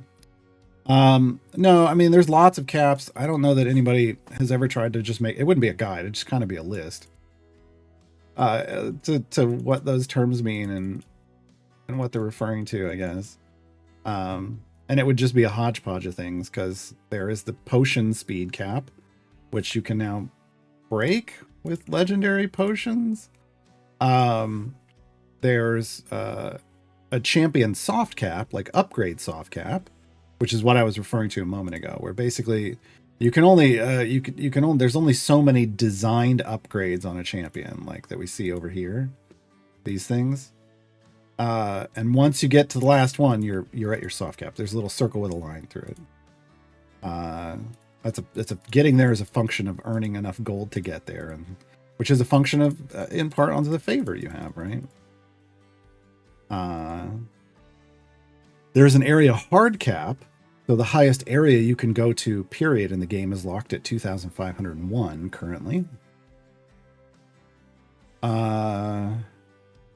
There are caps on some types of items. So any slot 6 that says reduces the cooldown on an ultimate attack has a cap, and you can see at the top right of the card it says, you know, level something out of 501. 501 is the ungilded cap. 256 is the shiny cap. So like if this is shiny gilded. And 126 is the golden cap. So if there's a golden on that item. And basically after that, item levels will only drop on the other 5 items. So that's the guaranteed one that almost all champions have, is if they have an ultimate cooldown reduction item, it's got a cap.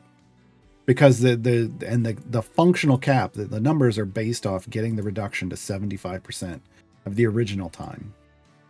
That's what you're doing. And it can't go lower than 75%. Some speed champions have item caps, like here.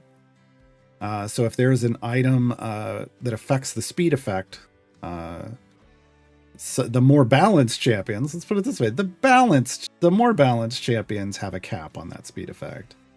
And again, it's going to list it the same way, and there's differing amounts based off ungilded, shiny, or golden. There is a functional cap to some speed effects, like we were talking about, like Vi and Whittle. Whittle's is she spawns enemies from off the screen onto the screen. She makes them move faster. Same with Deacon.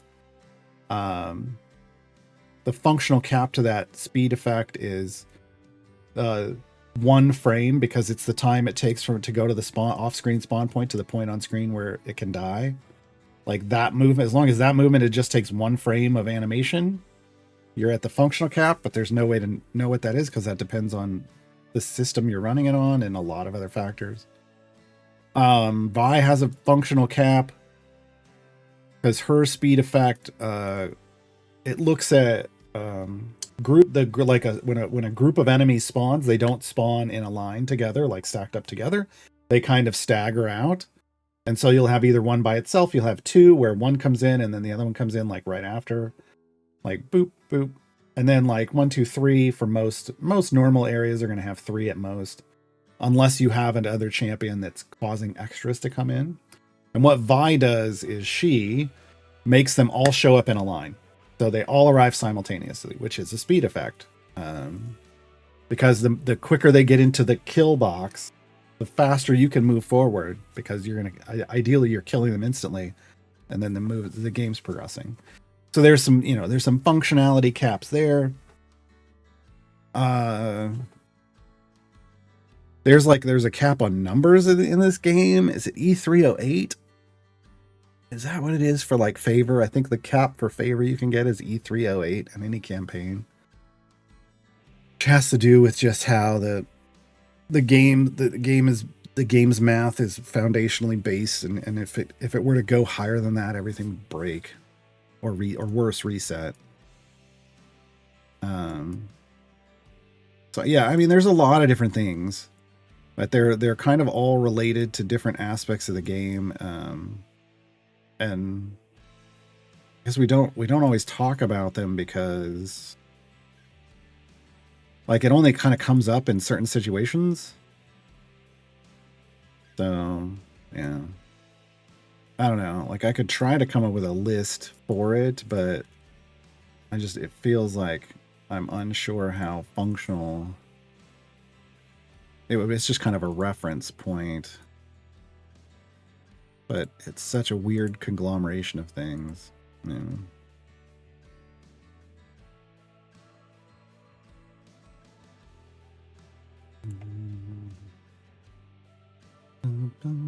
When I click on a champion portrait and the window opens, each item has a number over the icon. Yes. What does the number mean?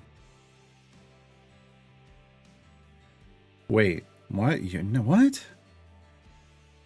Yours says 81111, no matter who I look at.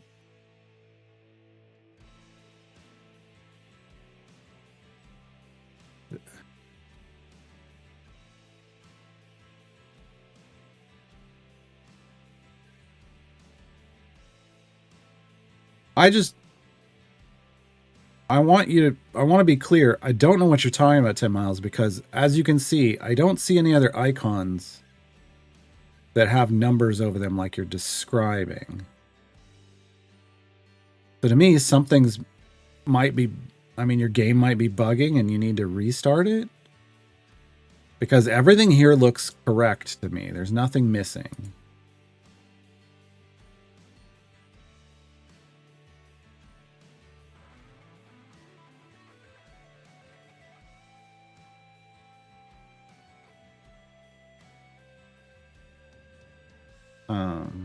So something's broken. But I don't even know, I really don't even know what you're referencing. Like what that would even be. A broken legendary level bug a little while ago? Well, I don't remember it. So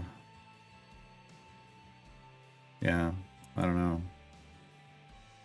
But to have them all have the same numbers makes no sense to me, so I can't even begin to know what that would be. Sounds just like a bug. It sounds just like you ran into a bug and you need to restart your client, and hopefully that fixes it. Sounds like a display bug. The longer you run your account without restarting it, the more bugs are going to creep in. That's how they get in. You don't write a ticket unless after a restart it's still there. And then you take a screenshot and then you submit a ticket and you include the screenshot in the ticket, but you describe what it is that you're seeing. This is a feat. So this is a feat. This is not a shiny. For anybody, this is a green. This is, I don't know. It's supposed to be, this is, for a lot of people, this is like a greenish card back. I won't say for everybody because everybody sees colors differently. Caddy Breeze Charisma. I don't care. Too bad. There's another feat. What did I get? Eliwick's Powerful Following. Now that's not bad. That's not bad. That's not the one we wanted for Eliwick. We really wanted the Decamini things. That would have been a glorious day. Oh, Frabjous Day would have been exclaimed loudly. Oh, Frabjous Day. Alright, there's another epic. We'll take that, but nothing else.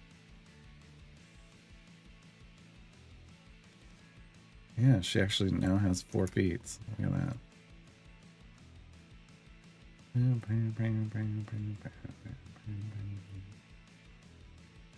Alright.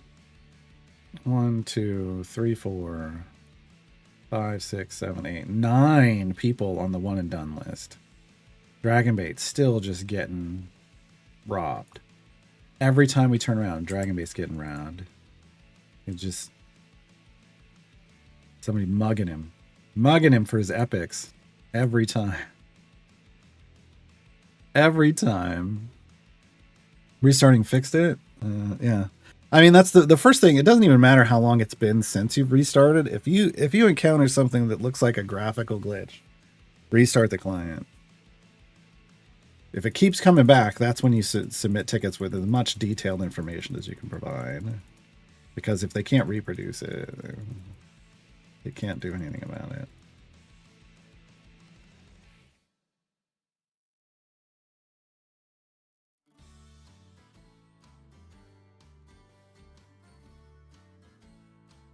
Someone has to cover for the Lurking Rider. Yeah.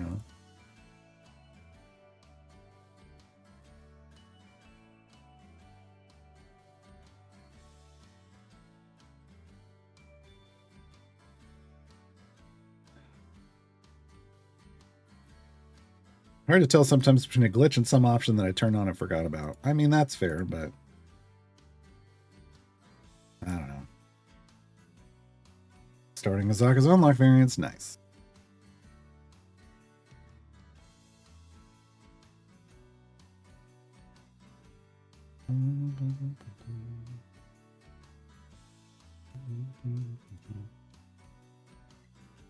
Now, BBG, we're actually going to want to gear up with electrons. There's a green.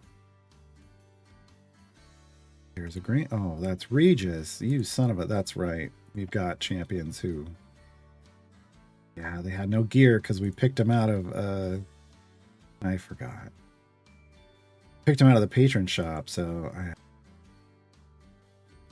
going to be rough. This is why we are going to need all the silvers we can get for BBG. Because everybody else has got problems. Has gearing problems.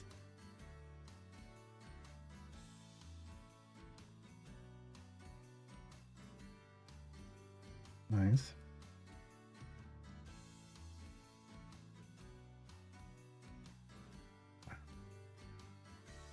Okay, well, there's at least all whites and 2 greens.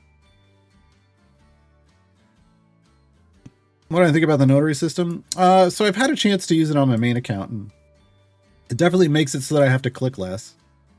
And that was all I was looking for. Honestly. I have not used the just buy chest contents thing though.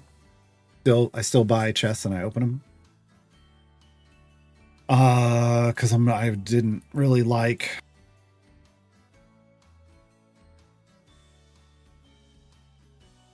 Yeah, I don't like that there's no shinies involved. I mean, even though I'm fully gilded on my main account, that's still a chance at 125 item level. So until that's for sure factored in, yeah, I don't know. It does provide feast reliably, 1 every 25, but at the cost of not getting shinies. Like, so this is why I asked, like, we figured this out last Thursday on the stream before Dev Insight started. And so I went into that with the question, hey, like wanting to answer the question, like, does this actually provide shinies? Because my thoughts on it were that if it also produced shinies, either guaranteed them at 1 in 1,000, thousands worth of chests, like 1,000 gems worth of chests, you guarantee one, or just keep the random odds somehow, which sounds more difficult, then that would be the best way to knock out feats and shinies kind of in the mid game. Even if, even if you were losing some item levels, because the original thing was that it wasn't giving enough item levels. But if it gave guaranteed feats and still had a chance at shinies, there would be a point in the mid game where that was huge. And now I don't know. Now they're fixing. They're supposedly they fixed the item levels, or at least they tried to. Friday. I haven't seen commentary on that yet. I haven't looked for commentary on that yet.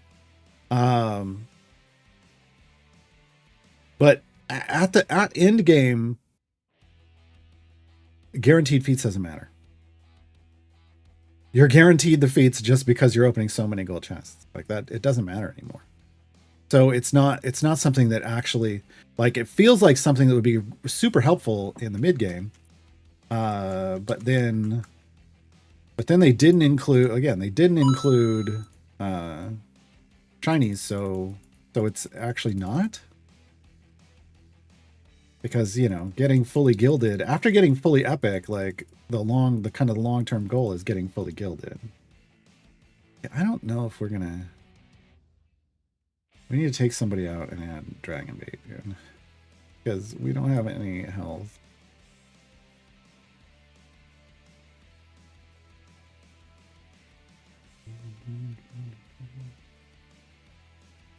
Okay. You go here, you go here. Oh, that was the wrong button, Garwar. God dang it. I reshuffled Eliwick's hand. She had 4 gem cards. How dare I? How dare I? I think I missed this earlier. Naked Weasel, Royal Lock Gaming, and then now Consternation. Thank you for the follows. I haven't used it yet. What exactly does a notary do? So one function of it, oh, wrong place, that I can use on this account is I can take these, like I can take a small bounty contract. If I have or the tinies, and I can up convert them into this one, or I can take this, like here, I can click on this and look, I can convert some of these into a single of the purple, right? So you can up convert things into into higher rarities. You can even just straight turn these into tokens without having to open them and you don't get the gold, but honestly the gold is garbage. So this doesn't slow your game down at all. You can just do that at any point. Fantastic. That's everything that I was hoping for. So that I can do all of this stuff with fewer clicks, right? Because I'm not having to like use the limitation of opening them from an inventory and having the stuff spawn, and that's slowing your game down, all that kind of stuff, right?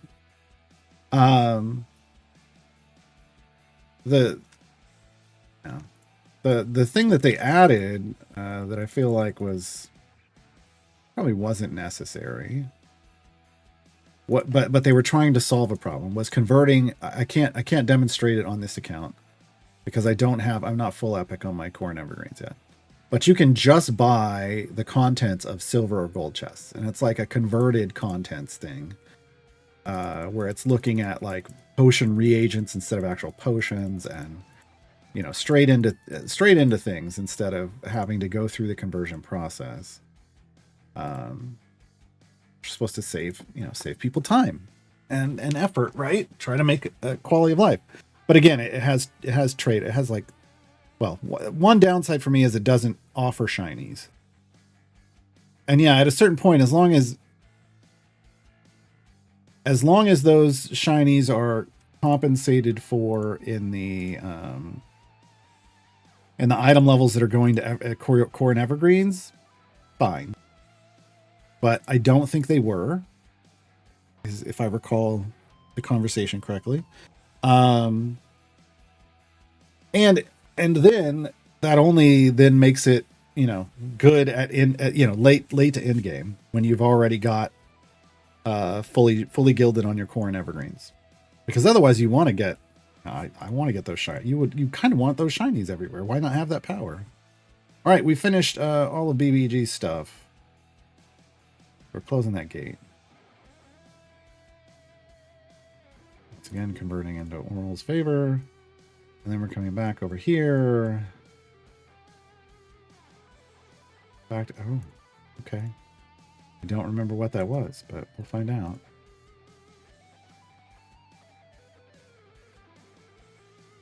Uh-oh. Now I gotta figure out, who do we want? I guess we want Vi instead of Ishii. There we go.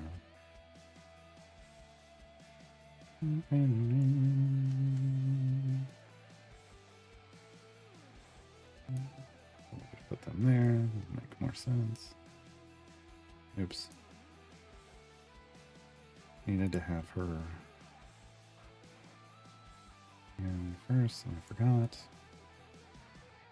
Average item levels did go up a noticeable amount.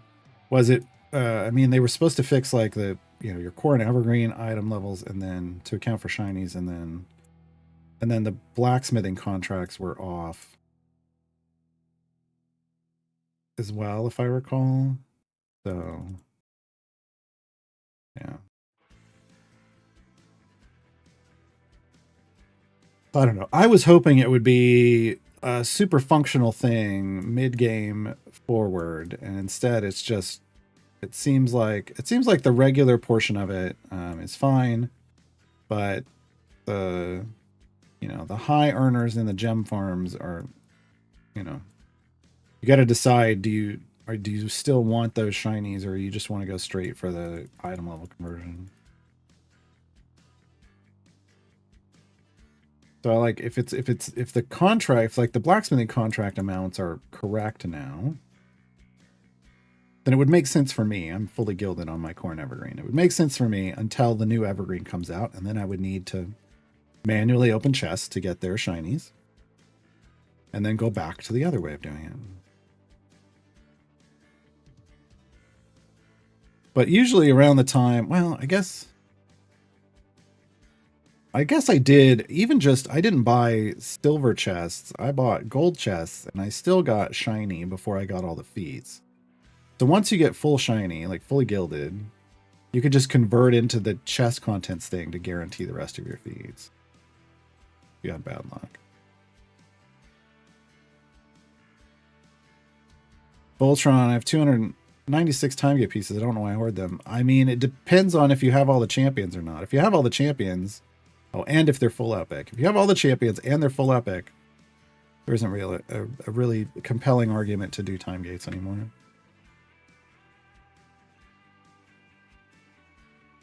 Let me say something about shiny or pigment being one or the other. No. Shiny and golden is one or the other. So like if something is gilded, it can either be shiny or golden. It can't be both. So we do them for animals. Well, that's the thing. Once you get there, usually your gem farms produce more item levels in this equivalent amount of time than doing the time gate would. So a lot of people will continue to do time gates, but they do it for favor conversions primarily, with the item levels being a secondary feature, is what it feels like.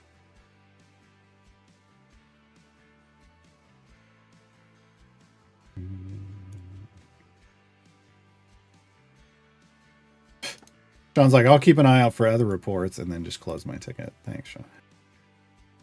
Thanks.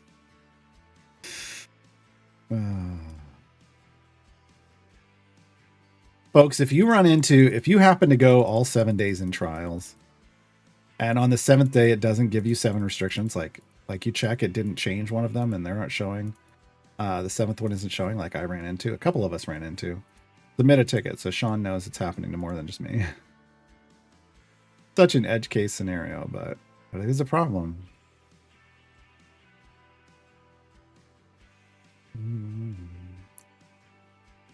17 Corver Greens. Did we get Zerial? No. We were supposed to today.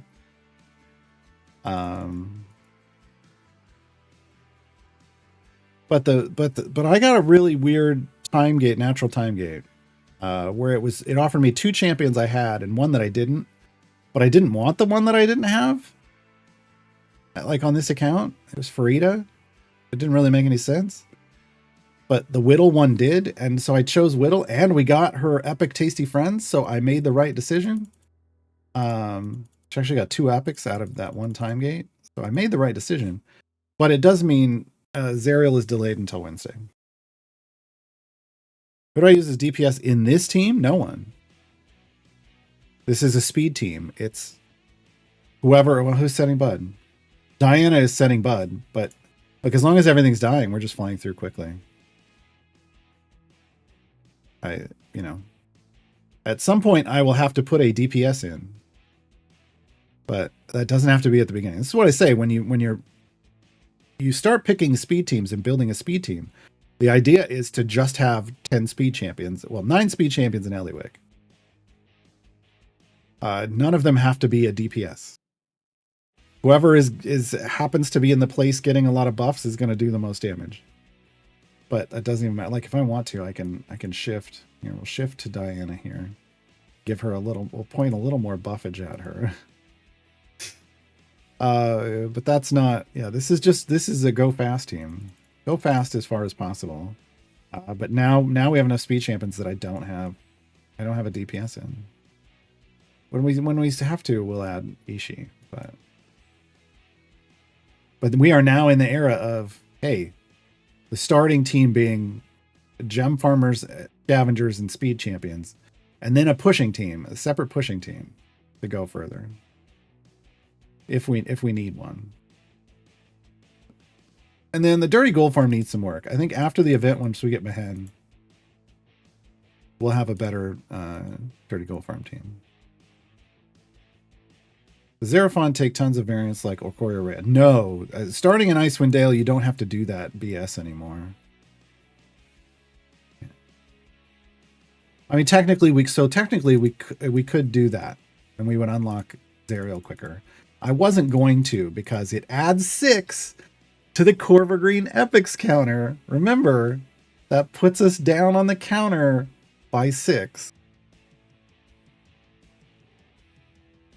We can do that though. It wouldn't be the worst thing in the world. Just one of the nice things about having so much power on this account was skipping evergreens because it didn't set us. It didn't set back our time to full epic.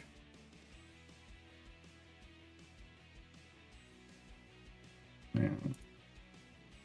Speaking of, we started today at 25, folks. We're already down to 17. I think we started at 25, right? Was it at 25? It was. It was totally 25. All right.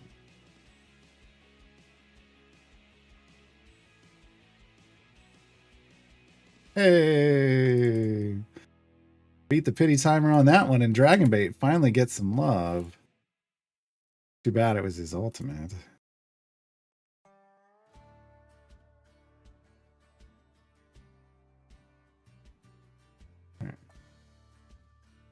BBG, nothing. Okay. Well, here's the problem. I've got 3 BBG gold chests, and I don't want to open them. Because BBG is not full green yet, so he's going to sit for a while.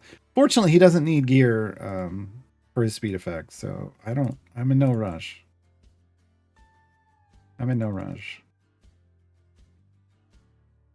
Nermage, are the time requirements for abilities like BBG also sped up with the speed potions? Or is it always real world time? I don't actually know. I've never tried to figure that out. I just find that as long as I have a decent speed group like this one, then my enemies defeated stays at 18. Like if we go look at the top right, see how it's 18, something out of 18. So he's working.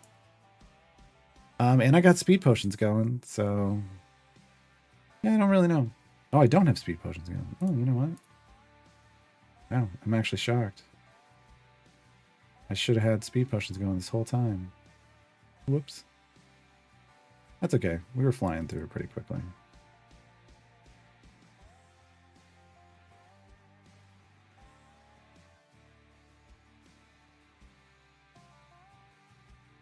But yeah, that's either somebody that's done a lot of testing would have to tell you that, or you'd have to ask the devs.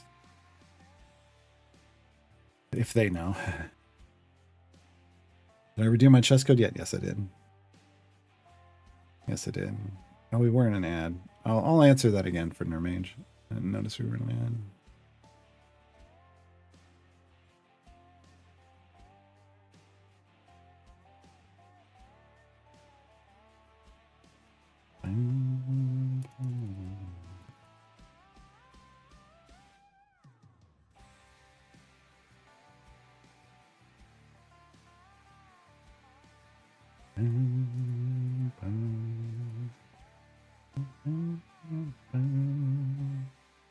All right, we're back from the ad break. Nermage, I may have answered this during the ad break. I don't know if the time requirements are which way they work. I just find that it works pretty well, and I use speed potions. As long as I have a decent speed group to back them up. They can't be the only one. Then it doesn't work. Athavio, which champs do I like in Seat 7 besides Caddy Breen? For what reason? If I were getting another Seat 7, I would get Egbert for Gold Find. That would be next up on my list. So in general, I recommend, Caddy Bree into Egbert. Caddy Bree first, Egbert second. Juanita, hello. I have 7 familiars. Nice. I better use 5 on main pair and 2 on the second party. I think so. Or 4 on the main party and 3 on the second party. I think just 5 on the main party, and I only use, I'm currently only using 2 back here. I'm using 1 on the field and 1 on click damage. I'm not even leveling up Brunar. He just loads in at level 1. So That works just fine. I get plenty of stuff. Like right now at Mert's doing challenges. We're gonna get the generic area one. We'll get beasts. We'll get fae. We'll get humanoids. We'll get bosses. Yeah. So earning gems back there and earning patron currency. We're gonna putting in the work at level 1. What's the reset number? Just 50. Just 50. Honestly, I should probably put it at like 40 or 45, and then it would avoid any problem. Well, but it's fine. But that isn't. It's on Mad Mage. It can do 50 just fine. Depends on where you put it, but I do mine on Mad Mage.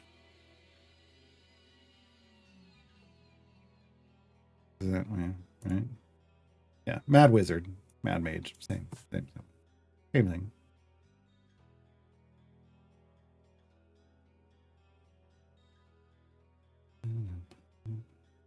What is Finn good for other than doing patron chores? I mean, that's a big thing, but she's a DPS and support. She's part of the Black Dice Society, so if you have Nahara can go everywhere in Strahd. She's a party crasher. And she's a party bus. She has a spec that can bring all of the Black Dice Society with her. So all of the Black Dice Society members are good if you want a consistent team, like it's a consistent core team for doing Strahd patron stuff. Like just to kind of grind out with an auto load that's people that are going to qualify for just about everything. You're gonna at least get that. Yeah. How difficult is it to unlock rent? It's challenging. I consider it a spreadsheet variant, but I think, some people wing it, but the people that can wing it overpower it, right? Have really strong accounts. If you're borderline, you need to spreadsheet it. It's mad when you call it mage, I guess. Maybe.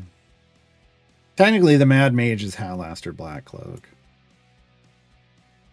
So this is Mad Wizard, or what I'm doing is Mad Wizard in the background.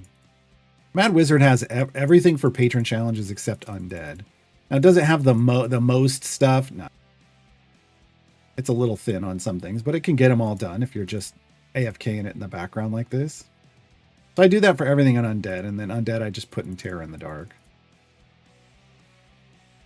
One of these days, when I sit down to, I wanted to build out specific patron guides, and when I get to that, I may do more research and find like the perfect places, but if one exists. Mermage, thank you for the follow. But yeah, until then, I just do Mad. I've kind of always just done Mad Wizard for that. I just made it super easy than trying to hunt down stuff, because I do it in the background. If I were doing it actively, I could go different places, right? To really maximize things, but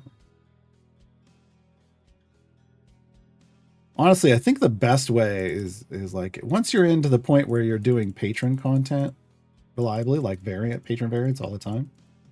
Don't even grind that stuff out. Just do the patron variants, and then towards the end of the week, see what didn't automatically get done with patron variants, and only do that. Like that's the most efficient way to do it. What do you got? 2,000 gems. Get me more gold chests. Burn these.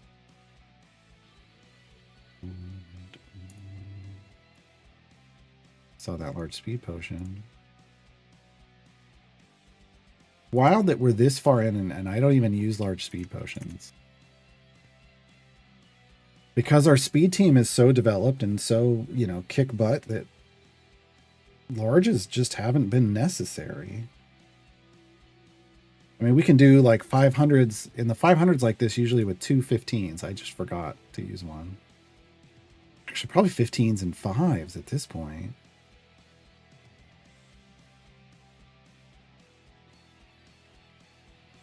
The largers will be when we go so far that we have to switch to pushing groups, because that's going to slow things down a lot.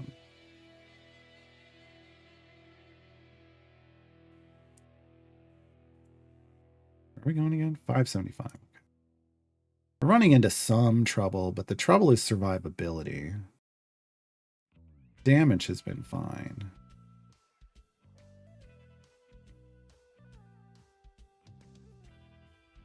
And that's Diana DPS. She's not a DPS, but she's setting her bud.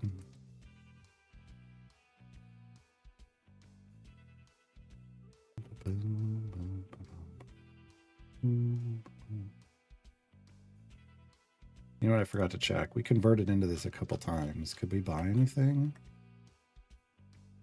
We could.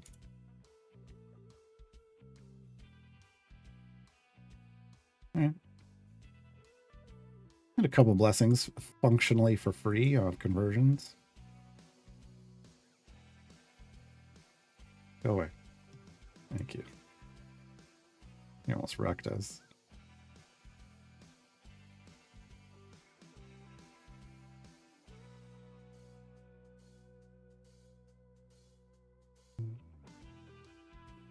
Dr. Rob, the CLO has the 50k pull a gem first feat available to purchase. Yes, I just bought it today. I know it's a great feat, but I'm trying to get my head around why it's so great. After you pull your first gem card, the feat is stagnant. Correct. Discuss this a little more in detail. It's a guaranteed gem feat or gem card. I mean, that's the big part of the discussion. I can go further, but it guarantees that your first card is it guarantees that you're always going to have a gem card without ever having to shuffle your hand.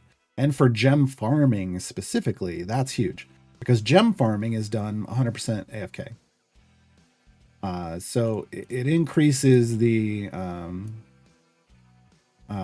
consistency of your gem farm and the gains of your gem farm by a significant amount. It's shocking how much nicer it gets when you just have that one more guaranteed card. Because the minimum you ever going to want is one card. On this account, I've even before this feat, I've wanted to always make sure I had two. Just because, like, you know, like I'd rather shuffle the hand and get two than sit there with one the whole time. Like right now we're at 3. So basically your RNG goes from being RNG across 5 pulls to only being RNG across 4 pulls. And that's, oh my God, we got 4 gem cards. Dang it. Oh, it's a moon. But yeah, you're going to consistently have more gem cards overall because of it.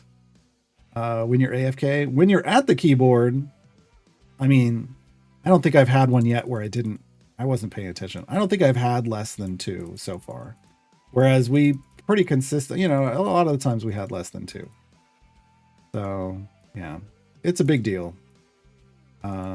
It's a big deal for her. Is it like the first feat you're ever going to get? No, but once you get into the 50k feats, guaranteeing yourself some gems is worth it. It's worth it.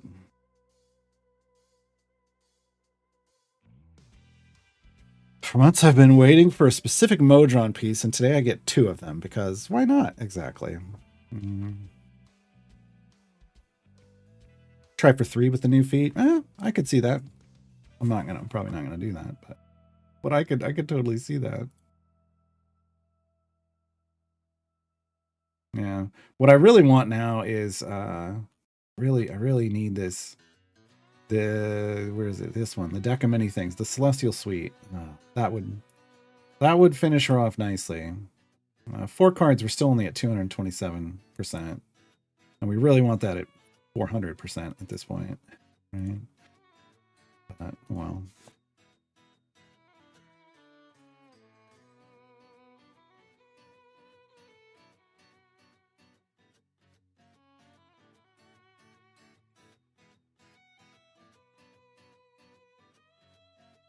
Also, you seem to survive your Artemis stream. I mean,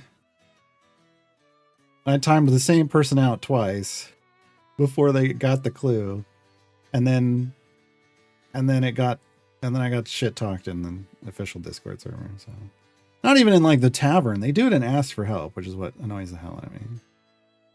That's not where you go to talk shit about people in the community. I mean, you shouldn't be talking shit about people in the community in general, but but there's a group of them that do it and ask for help, and that. Oh. That's why after that stream, I went and I got my burrito and my root beer and my churros. I picked up my contacts, which came in. Still waiting on my glasses to come in from the optometrist. I came back, ate them, and then put on some music and played Conquest Dark the rest of the day. just tons of Conquest Dark. Just tons of killing thousands of things. I built I found kind of what is the grind optimal setup for Conquest Dark. So if you're like me, and I know I am, and you've been playing a little Conquest Dark lately, or you're looking to get it, or maybe you're looking to get into it, I guess I should say hashtag key provided. I was given the key for free to that game. They're not paying me anything, but they did give me the game for free. It is in early access, so it's got, some issues. There is a melee. There's a sword and board build, which is what I love. It isn't actually a sword, but it's a shield and a mace build based around block and triggering healing effects. So it's a barbarian build. It's the one I'm trying to optimize first, and then I'm going to start trying to optimize like each class, find what I find to be the most enjoyable builds.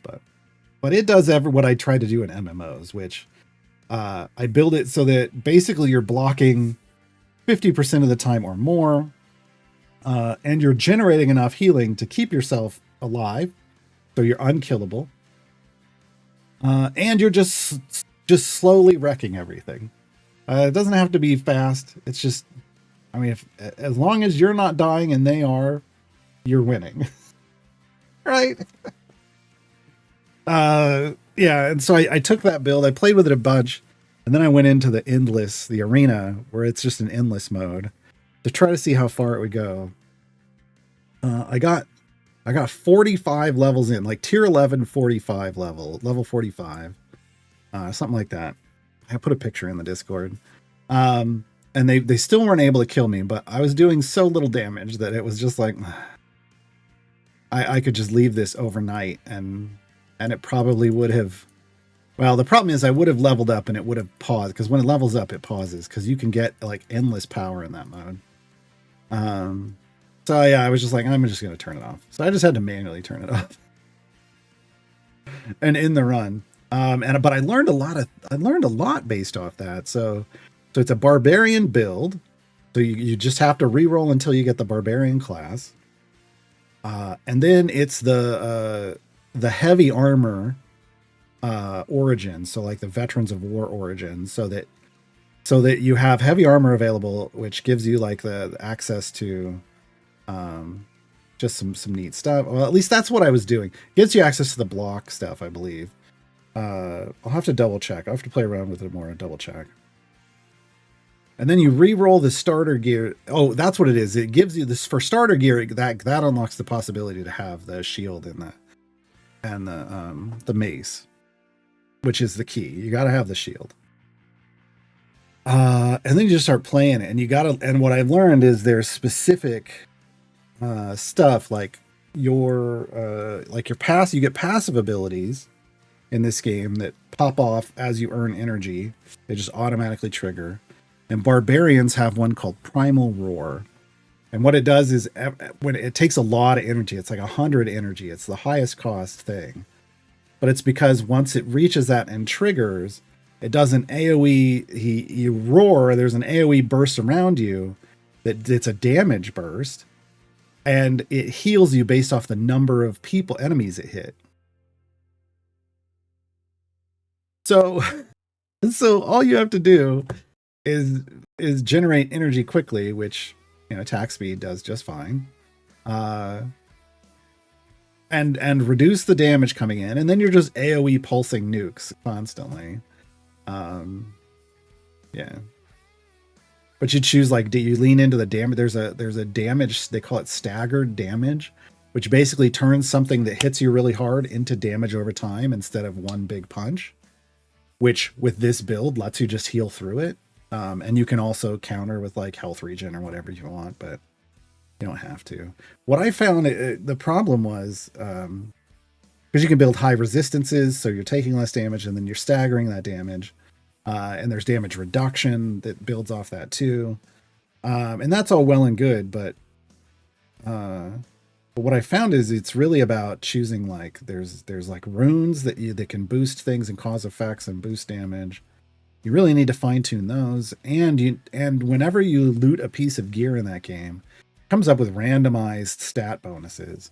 And you really need to be looking and rarities. Like, I've unlocked the ability to get like ancient gear, which has like special effects that come on it. But what you really want is, what you really need to look at in the endless mode is making sure you're getting resistance piercing, so that because the bosses start resisting damage and you need to be able to pierce a percentage of that. You need resistance piercing, and you just need to like make sure you're getting at least one of each of the stats that are core to you off the pieces, instead of trying to complete sets, because it has gear sets too. In the shorter runs, you want gear sets. Like, you want to combine both, because the gear sets can increase the bonuses. But for the long one, you just need to trigger the stats, because then you can constantly level those things up as you're going. So I don't know. It's a lot of fun. I can't wait to do another deep run with it. Now that I did that one, and I'm like, okay, I need to optimize a bit better. Yeah, it's fun. Disappointed to see that kind of talk and ask for help. Yeah, I expect it in the tavern. I don't like it there, but I mean, I expect it. But to do ask for help, where that's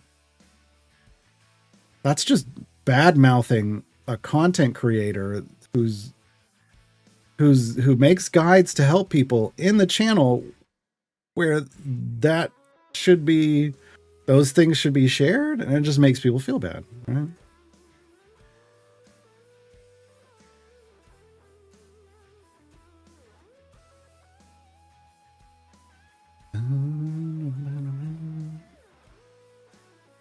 Opposite question from earlier. Okay, if my speed gem farming team needs to be my active team, what are some good general passive automated teams to have running?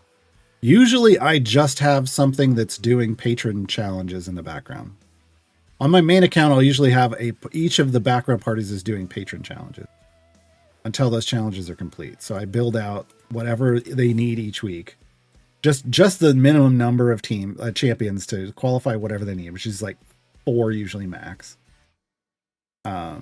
And I let that automate in the background.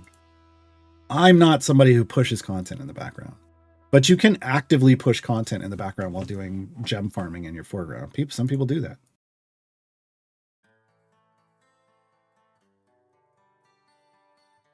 Blue Sheet, Noroi, I don't think Blue Sheet is one of those that has variant restrictions. Again, after Xeraphon, I think they did away with that mechanic. So once you get to Blue Sheet's adventure node and complete that adventure, you should have access to the variant. Good. Have to check the guide.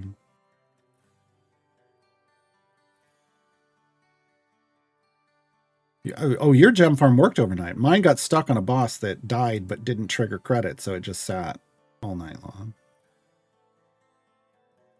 Feels real bad. Yeah, having a background party with all the scavengers can be nice too. Some people do that. I'd still park it in a patron thing just to get extra credit. Some people do patron variants in their background parties. All valid. And you know what I forgot to do again is I forgot to hit the speed potion. Because we have those legendary ones that are constantly on, I keep forgetting to hit the smaller ones to make it go faster.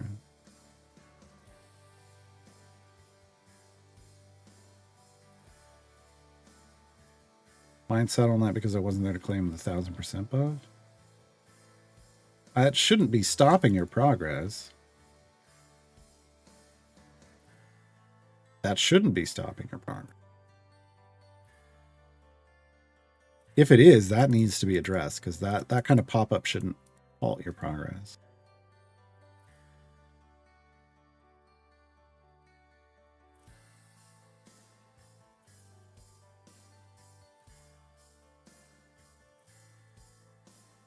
Kill stackers are fine. You just have to, I mean, you can throw this in the background, but you're basically forgetting about them because it's going to stack. So we were talking about this earlier. It's going to stack so slow. It's doesn't really mean much. Working on my first Briv gem farm. I think the weekend buffs messed me up. Yeah, because the weekend buffs had Briv in it. So that can throw off your tuning. Without the buff, they couldn't hit the 650 reset. Got it. Got it. I thought you meant it just literally wasn't allowing you to move forward.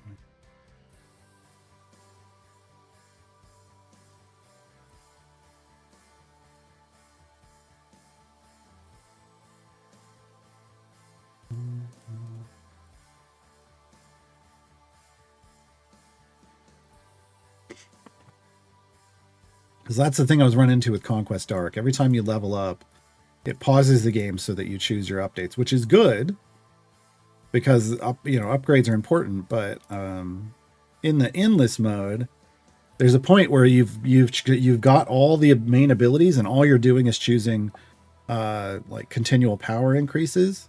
Like it's the same. There's only one thing that gets offered. They really need a box you can check that says automatically select it, because it's just, I really want to just set and forget and like walk away for a day and like, while it just kind of permanently progresses this slow grind with that unkillable build.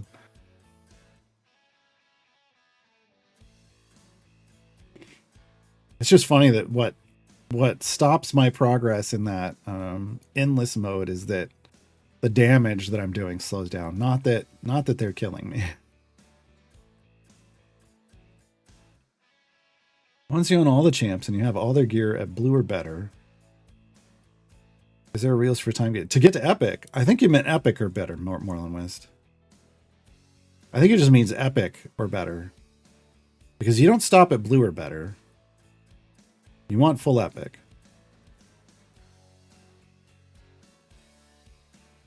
So you've got every champion, but they're not full epic yet. Then you need to do a combination of patron chests and time gates to get them to full epic. Once you're at full epic on all your event champions, then there isn't really a reason to do time gates. And not a main reason. Then the only reason to do time gates is favor conversion. Favor conversions. Yeah, mine weren't great, Death Job. Yeah, you're welcome.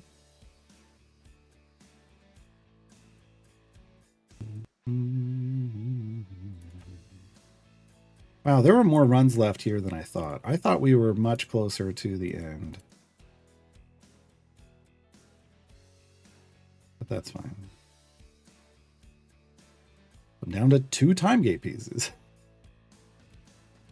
We'll get a drop in the next couple of days, but I won't be able to do another time gate until next week, I'm guessing. Until Monday. And then it'll be for Sentry. I already know. 100% going to be for Sentry. And Sentry will take the place of Sheila in this formation.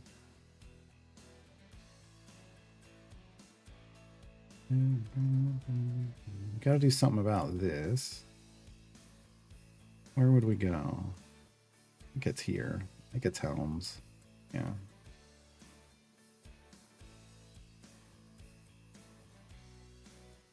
So a deep run in Helms to forge new legendaries plus and maybe level up based on this scales we have. Makes sense.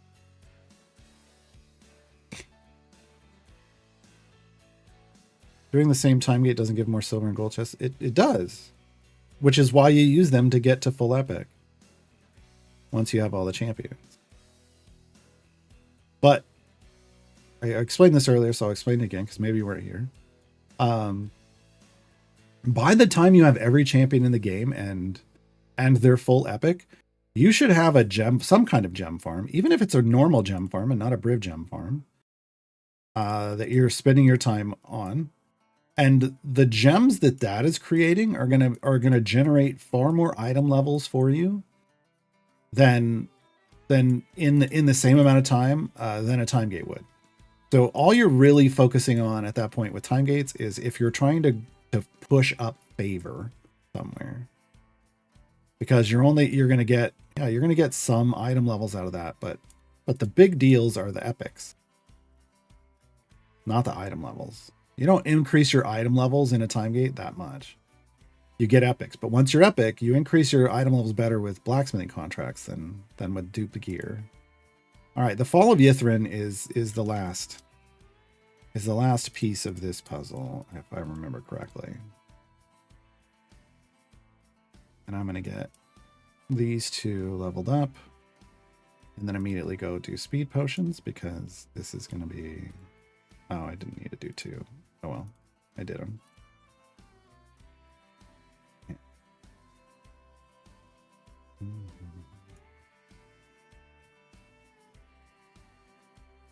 Yeah, so the most silvers you can get is if you have enough power to push all the way to area 2501.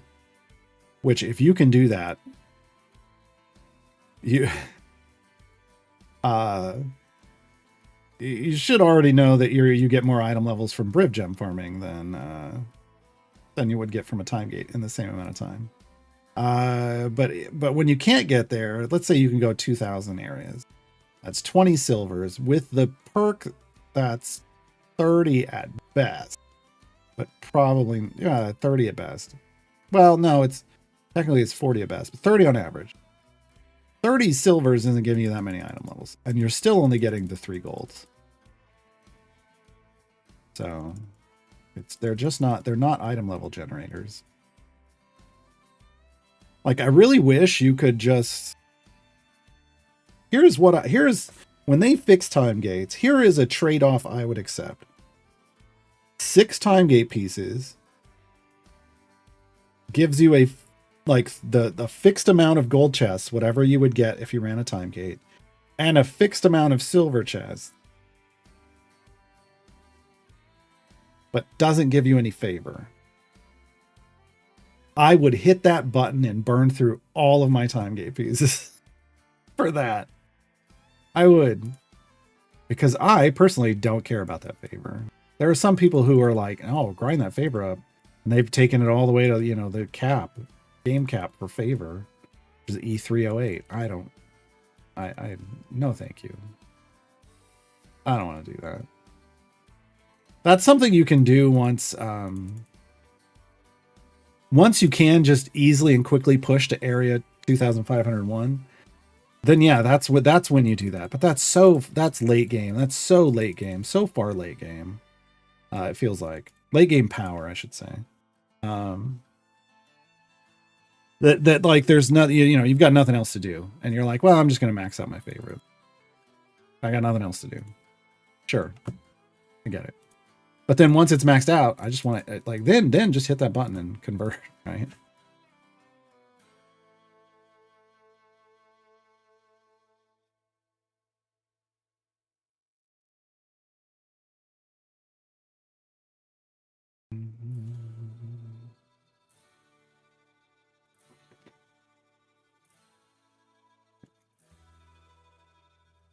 Oh, we're in an ad break. All right, I won't open these gold chests.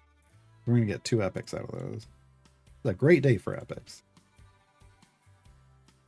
It helps that I stopped saving gems, right? That's the difference between saving gems and opening chests. You get to these kind of milestones way faster if you're just buying chests and opening them than if you're saving up for feeds.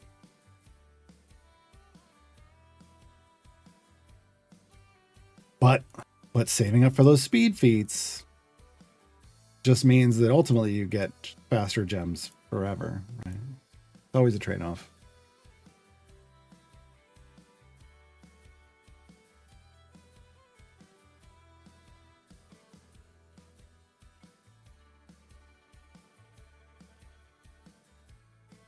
All right, we're back.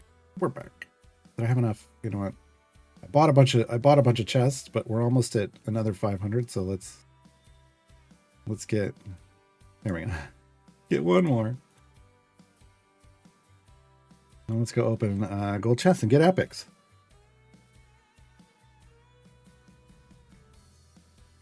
That's what they should just rename the game. Gold chest opener of the Forgotten Realms. Gold chests of the Forgotten Realms. All right, we're guaranteed one more because we had 14. Can we beat that and get two more? Doesn't look like it. Oh, maybe. Maybe we're on the edge. That was the 10th. That was 10. So we're going to have 9 left. So can we? I'll take that speed potion. Oh, geez. It's Epic Monday, folks. It's Epic Monday. Holy cow. I'm telling you, there's something about the luck on Mondays. I feel like this is 2 Mondays in a row where I've gotten so many epics that it just doesn't seem fair, but I'll take them every freaking day. All right. Yeah. Okay, we're close to another pity timer, though, which is wild. Let's go look. Oh, geez. Look at that. Look at that. 5 empty bench seats, folks. 6. No, 6. Wow. And 7 of these champions are 1 and done. Minsk being 2 and done. And then Dragonbait taking up the rear. Crazy. Still needs 3. Still needs 3. This is awesome, though. 12 epics. That's only 6... 20, 60,000 gems at most, which is basically a week of gem farming, I think. Like a week of doing content, regular content. Joins a stranger's trials and would appreciate confirmation or correction on how party total DPS is calculated each day. Oh god. Hold on. I need to steal myself a moment before we get into this conversation. Okay. Push as far as possible on day 1. Okay. Day 3.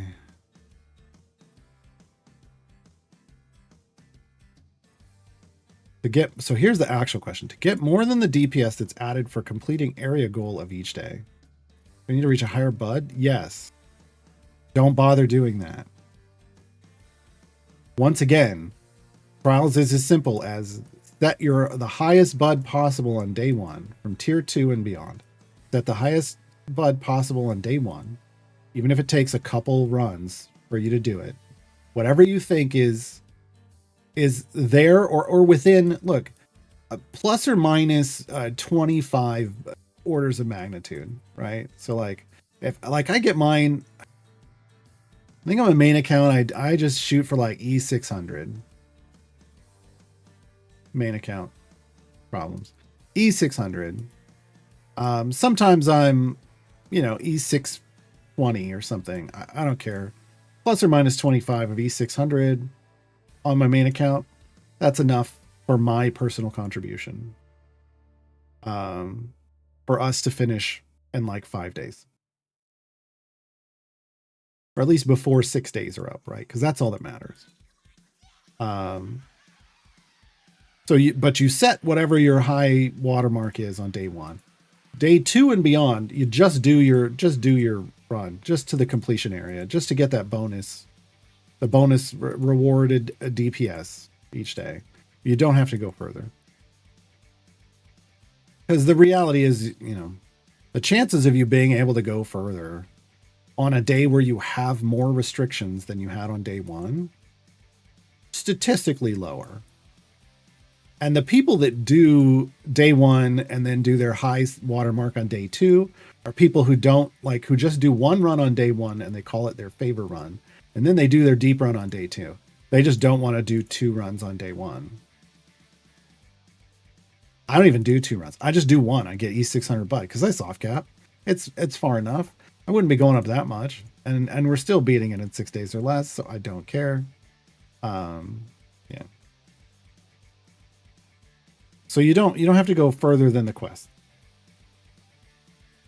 So I don't know what you're confused about, honestly. You started off asking about how party total DPS is calculated each day, but that's not what that isn't really what you asked.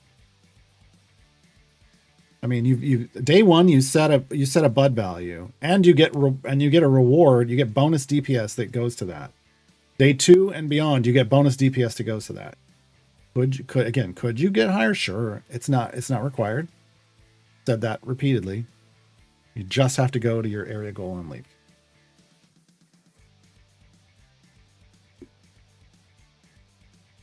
But yeah, the only way your actual contribution, the thing in the box on the left that's referencing your DPS that has a bud value, and then it takes the order of magnitude and it puts that to the right as your personal contribution. The only way to affect that is to get higher bud. But once you've set that on day 1, you don't need to change that. It should be fine. You get so much more from just doing the daily goals. So that's the real contribution in trials is doing your daily goals every single day. It's kind of warning from Moobot for message too long. Sure. That's a thing. Because things that are way too long could be spam. We don't do,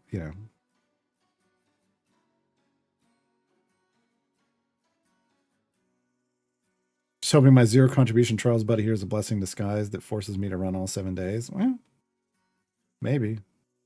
Maybe not.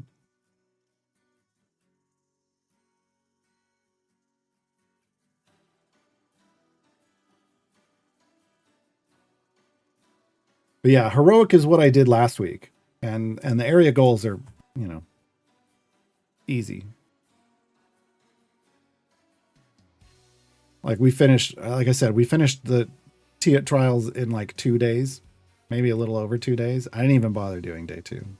I turned it on to do it, and I looked at and Tiamat was like less than 25% health, and I was like, I'm not even bothering. On a good day, I reach E270 plus. Well, that's great. Roy, that's what I hit on this account. Right? So that's kind of that's a mid game. That's a solid mid game number. On my last new player account with Karlach DPS, we were smashing at this point around E300s. Early E300s, like the low, E300s was wild. But I had champions targeted for Karlach, whereas this I'm building out targeted at Ishii, so different values.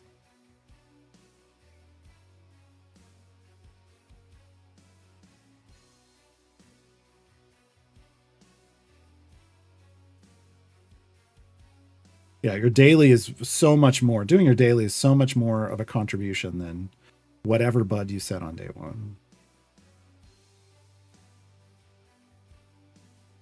Many tall glasses. This is the tallest glass of root beer that I do. And look, this is a pretty tall glass. I want to be clear. It is a big glass. It's a big glass. That's why I limit myself to just one of those a day. That's a lot of root beer. And I want to make sure that I'm also drinking water every day and not just root beer. I've gotten myself in health troubles in the past just drinking soda all day long. But now I try to make sure I'm mixing. More like a flagon than a glass. Exactly. Exactly. It looks like a quart. It's I believe a half a liter. What's a half a liter? That is what, Caroline, can we get this to focus? See how it says 0.5 L? It's technically like a beer mug. It was something my once upon a time, like when I was in college, my dad was managing a grocery store, or excuse me, a gas station that had like a convenience store in it. And so the people that would show up to promote stuff, like for, you know, all the different beverages, especially the alcohol, would have like they'd give giveaways for their like managers and stuff. And so he got some of these. He got some of these steins. What was this? I don't even know how to pronounce this. It looks like a German beer. I don't know. It's almost it's I've had this now for like at least 25 years. So it's wearing off. That's it's the stuff on it is wearing. Here, let's this is a German beer. There we go. But as you can see, it's kind of wearing off. It is not as vibrant as it once was. And I don't drink beer, but I was like, you know what? That's a great mug for just drinking frosty beverages out of. I'll take one. So Warsteiner, I think it's Warsteiner, yeah. But I don't. I think that's what it is. I don't know. I don't drink beer. Never have. Just root beer.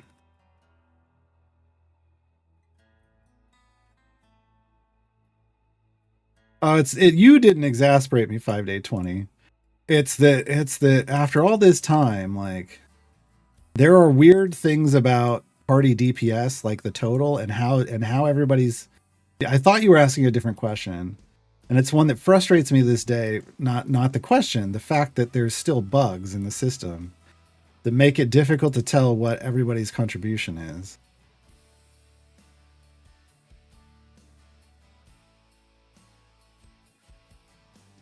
Around 16 ounces, yeah, okay. But I don't put ice in it because I don't want to water. I don't want to water my root beer down.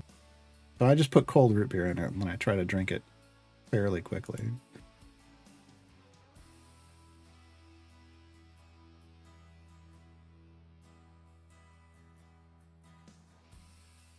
Hey, Peter. Steiner's German. Okay. That's what I thought. It's just, as somebody who doesn't drink beer, I have to put an asterisk on the end of any statement I make about beer names. I just should have only used 15 minutes. God, we're going 1,600 errors in 15 minutes. Speed team has gotten fast.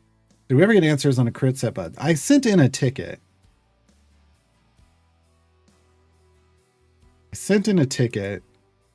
And if I remember correctly, they're like, we'll look into, I'll pass along the issue like that I was showing in the screenshot to the team. So I don't have an answer because it has gotten passed on. Oh, 625. Wow. Speak the A as in bar. So Warsteiner. Biggest privately owned beer brewery in Germany. Interesting. They were quite okay, perhaps top 5. Yeah, this was a middle of nowhere, like a small town gas station in Washington State, just north of Portland, Oregon. So Warsteiner? I should be doing it with Gar Warsteiner. There we go. So this should be like Warsteiner. All right. I don't know. I don't speak German.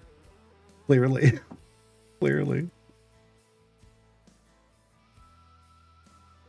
All right. Now we get a little one over this with a champion.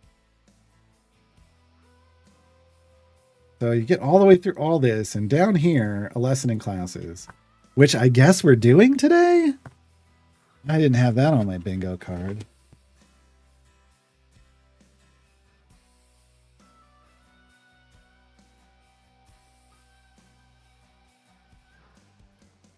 Okay.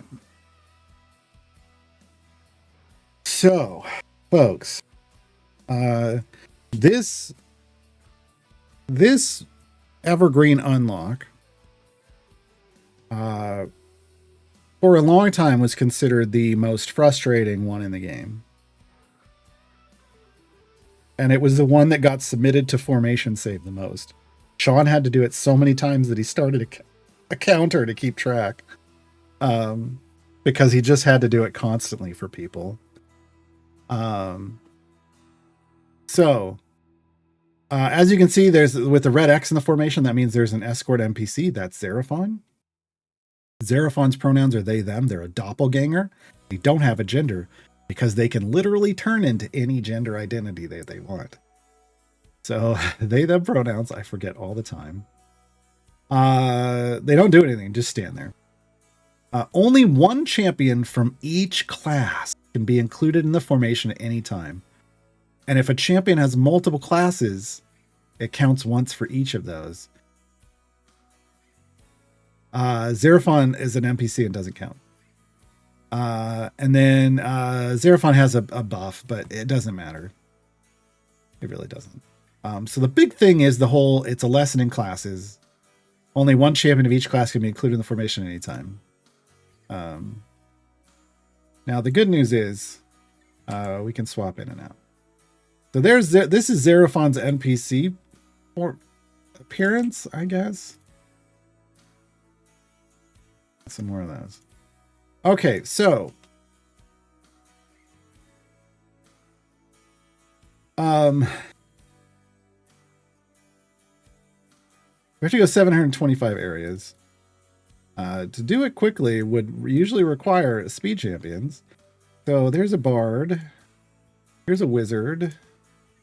Here's a wizard. I can't put them in. See?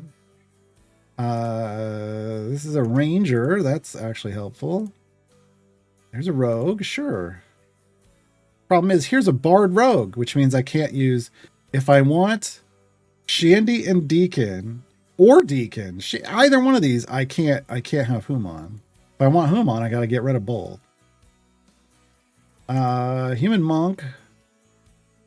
The bard can't put in Eliwick. Artificer can use Vi. Okay. Okay. Fighter rogue can't put him in. Another rogue can't put them in. Paladin, I can use a tank here. Okay. So we're gonna start here. I'm just building. This is just like the starting group. And we're gonna have to change because this is one where we can make changes anytime we want. So we do want to start off with, you know, a decent speedy group.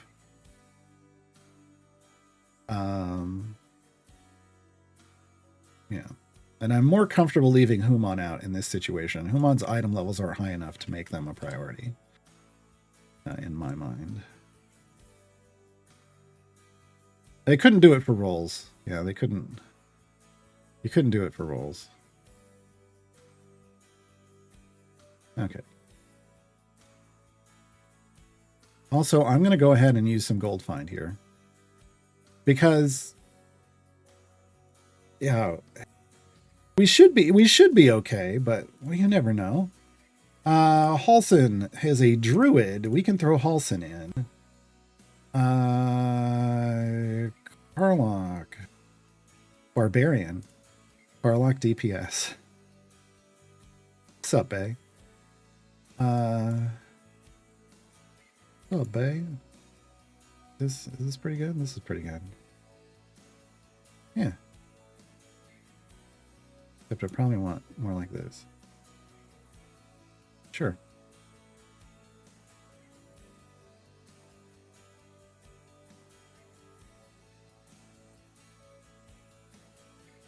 So a lesson in class is kind of a test of your bench. It is a bench test. Look, we're into the medium difficulty campaign, so bench tests start to become more and more common. Like it's something about overall progression plus your bench, right? Like from this point on, it's what everyone's gonna want from you. And your ability to kind of, you know, look at the restriction and build a good party with it. Challenging. From this point on out, evergreens are much more challenging to unlock.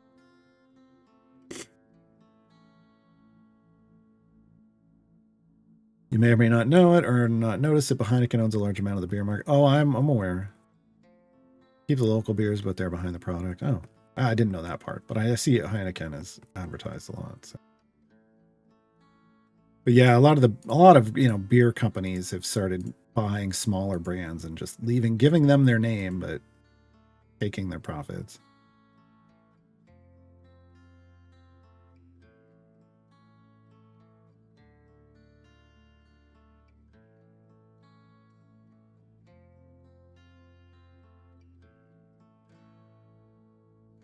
Yeah, you are not obligated to comp 5-day 20. You're not and this is to everybody.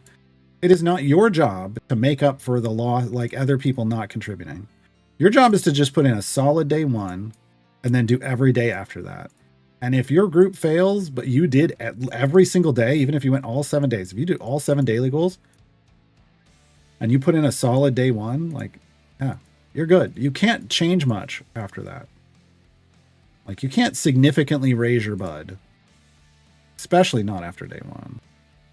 If you really gave it a solid go on day 1.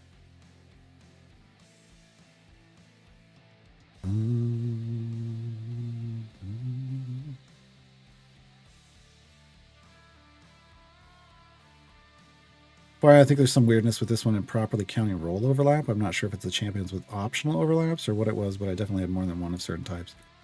For classes, you shouldn't. The roles, again, roles isn't what this is counting, Death Javu. It's just classes, not counting roles. Roles and classes are two different things. Role is like things like support and speed. Classes are rogue, paladin, wizard, bard, that kind of stuff.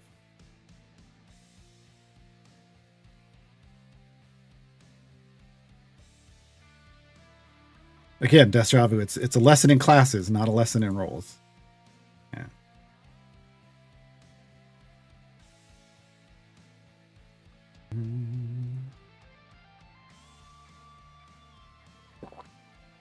All right. So the last time we did this, we breezed right through it, honestly. The champions we had were fairly well developed. This time around, but Carlock's swinging 604 item levels, so we should be okay.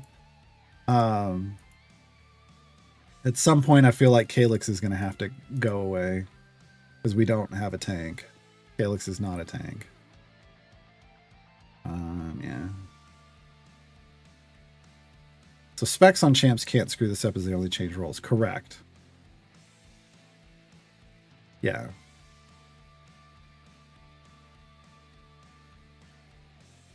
This is classes only. And I don't think we have any specs or feats that change classes. I think they only change roles.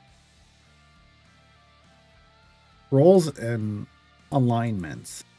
But that's not what this one is testing. You know, it's more what it's causing problems with is more like, well, because I would love Human in here, but he's 2 things.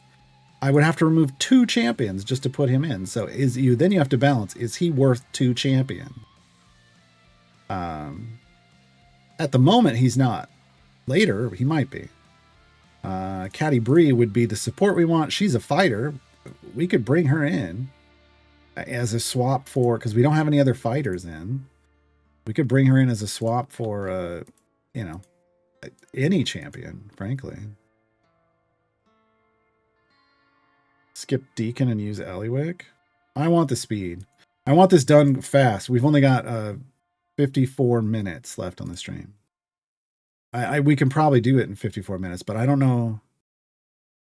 I don't want to risk it. I don't want to risk it.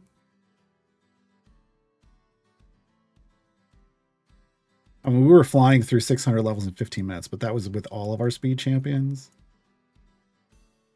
So let me see. When we get to 200, maybe. Let me see where we're at when we get to 200. Ren specs changes classes, but you wouldn't have... Yeah, that's true.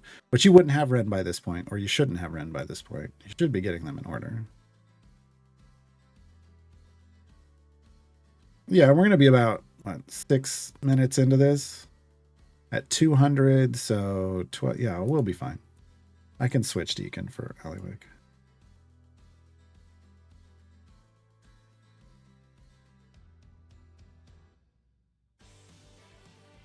But generally, I'm like, when you're doing one of these, I'm like, just give me as much speed as possible. Oh, this is a garbage gem hand. That's getting shuffled. That's right. Ren's Moongrim Ren spec does, but she is currently the end game evergreen. If you skip, you would have to skip Xeraphon and do everything else in the game, and get Ren, and then come back, and then you'd overpower Xeraphon anyway. But yeah, he does. Ren does change classes. She's new, and I haven't used her a lot, so she doesn't stick in my brain. Yeah, I think we're gonna breeze right through this. Yeah. El Pollo Batman. No, they shouldn't. They shouldn't be able to, because here's so. What is he? He's a sorcerer. I don't think I have another sorcerer. Do I? Oh, I do. So we'll find out. Let me throw her in, and then let me see if the Dark Urge can go in. No. And I'll explain why. It doesn't work. I will explain why, so that this makes sense to people.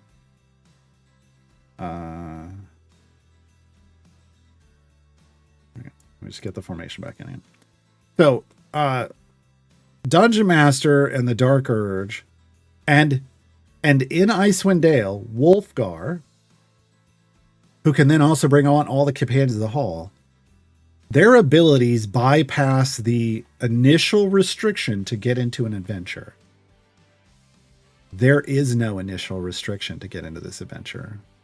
Everyone is available. Everyone is available. So once you're in the adventure, this is an in-adventure restriction. It's not an entry restriction. It's a formation building restriction. Those champions, party crashers, they're already allowed to be here, but you still have to build the formation using this rule set, so they don't get around it.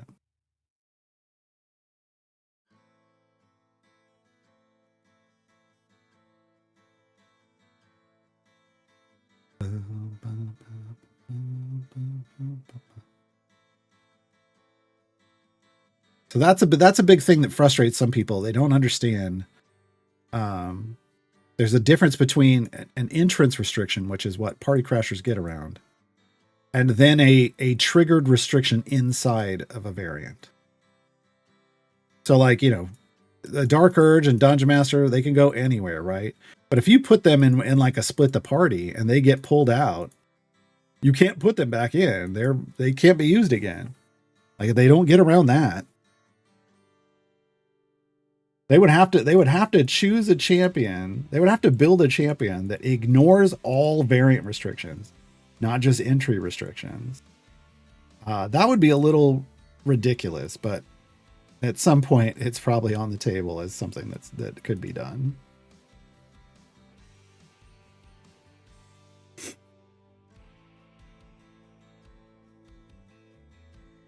Well, so Noroi, in this case, I wanted Shandy and Deacon at the time, or what I was choosing. They're,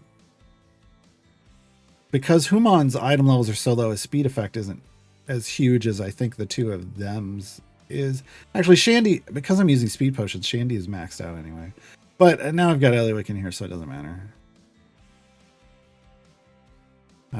But yeah, Human might come in just for armor shred if we run into issues. Doppelganger change into a mage hand? Yeah. Well, Xeraphon can turn into an enemy type, a non-boss enemy type. The first enemy that spawns in an area. And so if the first enemy that spawns is whatever that is, I don't know what it is because they're dying so quick. It may not be a mage hand. It might be like an undead giant's hand or something. I don't know. I guess we'll see. We'll see at some point. When we get higher, maybe we'll be killing slower.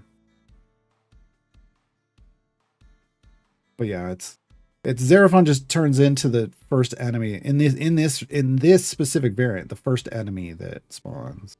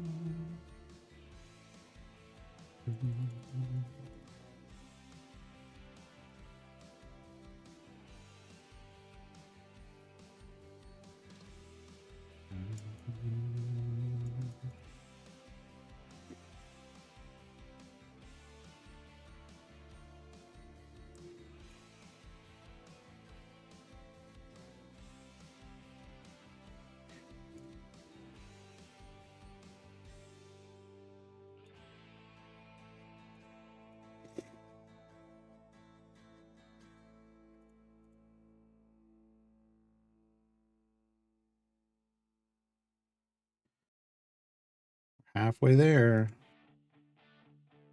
But we're going to need more speed potions. We're going to need more speed potions. I'm just going to go ahead and pop now. I don't know if we're going to need more gold mine. But I enjoy the Miami rice. Yeah, actually. I think it got to a point where, it was pretty set in stone. But there was some good, like, well, there were only a couple really good, like, mid pack or lower pack fights. Yeah, but it was still neat. Like there was like a threat of rain, so you don't know what's going to happen there, and I don't know. I think the first half of the race was really good, and then the second half it just kind of settled into, well, this is what it's going to look like. Yeah.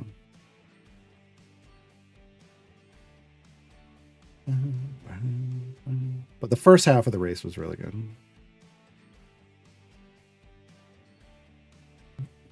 It was a long 2 weeks. Can't wait to start the event this week. Yeah, I mean, when we get 2 weeks between events, it does feel like it's been forever since there was an event.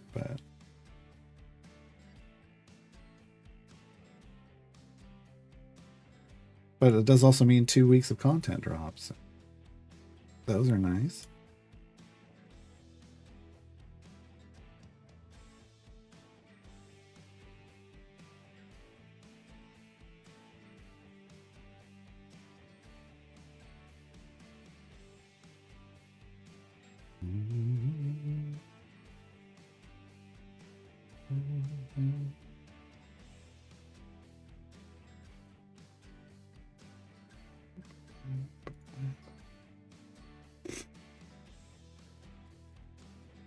Excited to see all the new variants. I was less excited when I had to go back into Sword Coast after playing cleanup there recently. I was excited that they put variants in Sword Coast. They don't always. It doesn't always seem to be a priority to them, but I would love to see them put new adventures there too.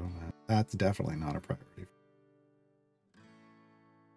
And I completely agree that the priority should be completing, making sure they're on track to complete, a campaign a year, because they add a campaign a year. They should always be completing a campaign a year. I would just love if they could also figure out how to, if the math could be figured out to do that and also add more Sword Coast stuff. I don't know if it can. With the current schedule the way it is, going to longer events with content drops only, between them like it was before, it not the same as like when we had 17 events in a year. There were 17 content drops in a year. So what is it now? 12 at a minimum, but sometimes there's 2. So I don't know if it gets up to still 17. I think it might be fewer. I have to look at a calendar. I don't know. definitely a little more challenging. Let's we go back for this year. It would have been so two in January, in February, March, 2 in April, 1 in May, 1 in June, 2 in July, so there's 10. 1 in August, September, 2 in October, 1 in November. Okay, so this isn't bad. It just makes out we're going to get 2 in September, so we are going to get 17. So we are getting around 16 to 17. So it didn't lose as much as I thought it did. It definitely depends on how the Wednesdays fall. Yeah.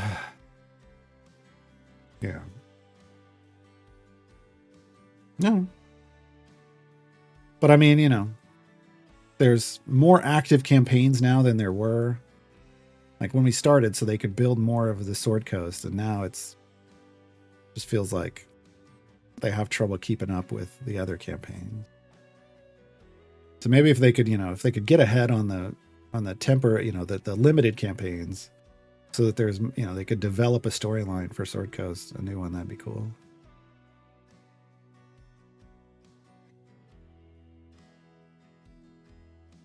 Sword Coast will never be a complete adventure. They've stated that.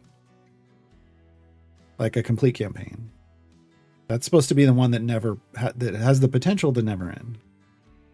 But they just haven't added anything since the Vecna arc, so like story stuff. There's still variants to flesh out.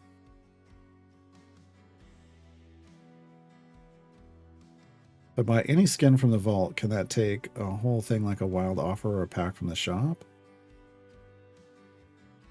It will never make it impossible to get feats, because if a feat is in the cash shop, it's also available for gems, or will be in the future.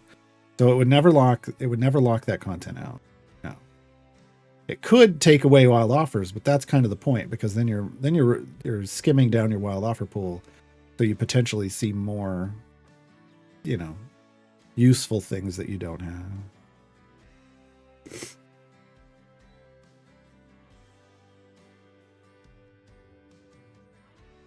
Well, Humon can actually cap Death Javu. Is that what you mean? Like you cap their item? Or is it capped for a future gilding? Are nerds worth 100k gemstone lock? If you're gonna build around Artemis, then at some point in the mid game you'll want to get nerds. It's gonna be too hard. It's gonna take too long to save up for them to make them worth it early on, in my opinion. But then again, I don't think you should be doing nerds or Artemis really until you're in the mid game and beyond, or later anyway. So somewhere in the mid game,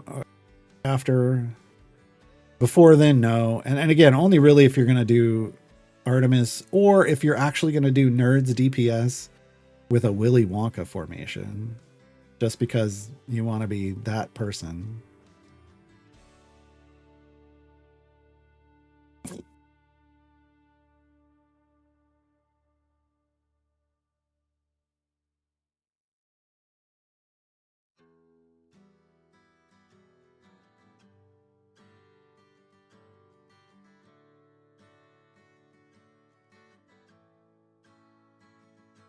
Understood, Death Robin. Understood. What nerd did I pick to lead the box for the DPS formation? I don't think it mattered, but I think I picked orange.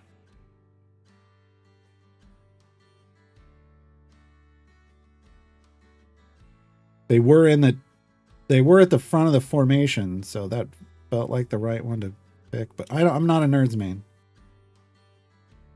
I just shuffle the cart until it grows. Green, red, and orange in the cart, and then I picked. Yeah, I picked the orange one. But I specifically said I wasn't calling out spec choices in this and like talking about spec choices. I was just saying here's champions that work well. So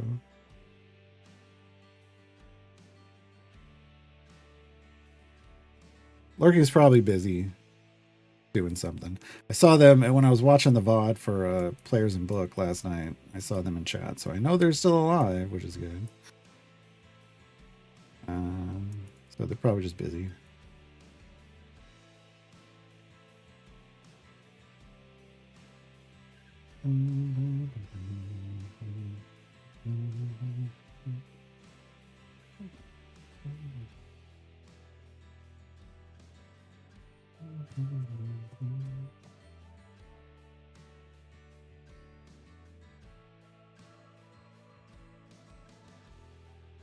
But yeah, those are the three colors you want. Order, again, I'm not a nerds man, so if people get picky about the order, I don't follow that. It was supposed to be, it's kind of, again, like all my streams, introductions to the metas and what people do with it. It was mainly me just explaining Artemis and how picky he is. And like what he wants, just making sure I hammer it home. Like, this is all that matters.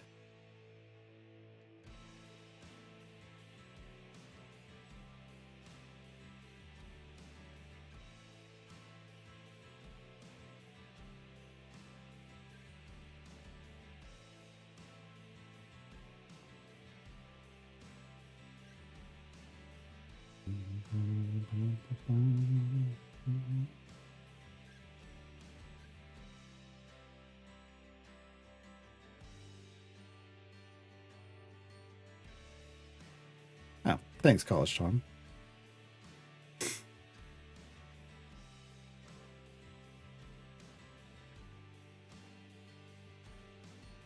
Yeah, I mean, look, as a fan of the Legend of Dritz series, obviously I love all the characters, but when they put Dritz in the game, like Dritz was in the game and he was underwhelming, and then Artemis came in and he was underwhelming, and then suddenly Artemis blew up, and I was like, is Dritz ever gonna get good? And they're like, no. I was like, okay. Like, part of me, A, I don't like dealing with the observant stuff, and then B, look, Dritz should always be better in any game. Dritz should be better than Artemis, period. The fact that he isn't is upsetting. So I stay away. I don't want to deal with it. I have lots of, look, I can play the game. There are so many champions in this game. How many DPS champions are there in this game? Hold on. Let's reset, roll DPS. 3, 5, 10, 15, 17, 21, 27, 29, 33, 36, 41, 45 DPS champions in the game. So almost a full third of the champions in the game can be DPS champions. And that's before you get into the super secret DPS, which adds a few more. I can take a couple like Artemis, Archon, and Warduke and go, I don't want to deal with their headache of a build around, and not play with them and be just fine.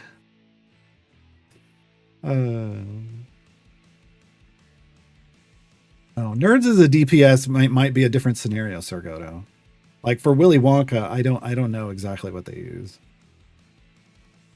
The Lurking Rider would know more than I on that one. Well, it's fine if they don't want a like a core champion to ever be that good, which they've stated.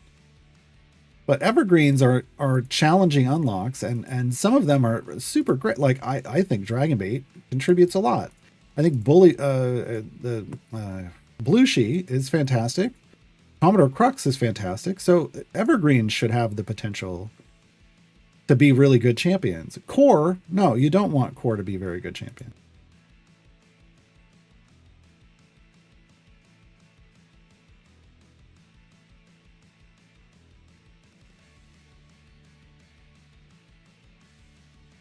Well, I would argue that's right. I would argue that they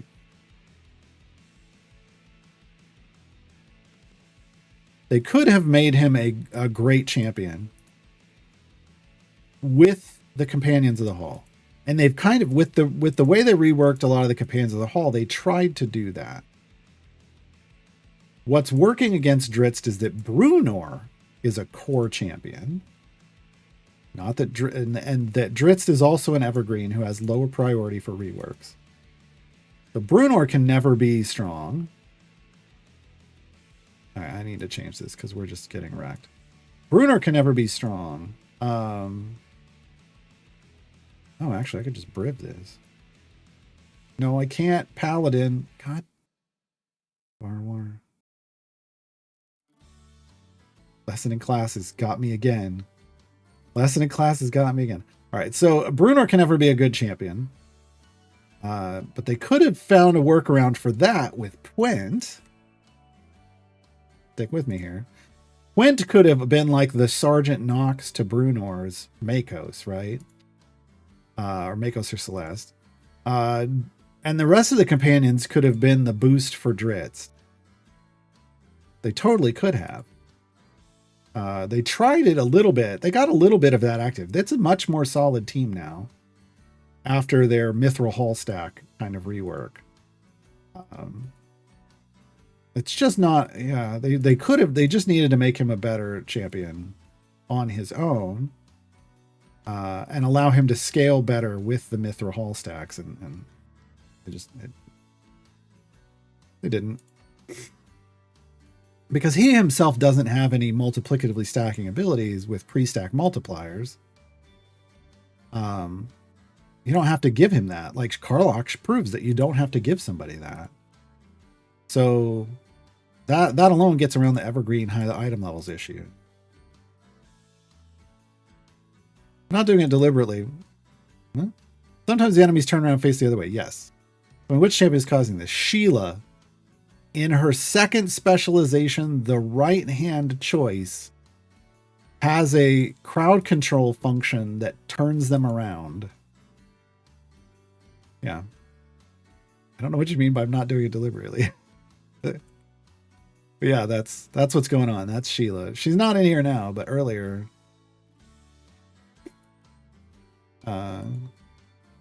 If it was something that was going on right now, I don't know. Then that could just be the NPCs. But Sheila when I have Sheila in, I choose that specifically to crowd control the armored bosses.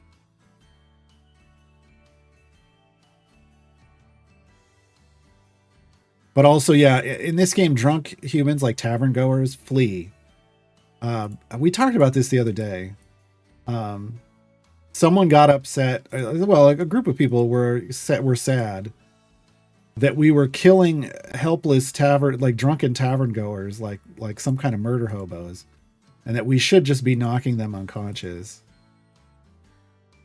And so they made that happen. But that also has a weird effect of then they turn around and run off the screen, which is animations on the screen and time and a little odd. Okay, these are living. Now that I see this, they were alive long enough for me to see. This blue is a living Bigby's hand. So that is a creature. It's like basically somebody cast Bigby's hand, but made it permanent and animated it, which then makes it a living creature. And so Xeraphon can then be a doppelganger for it.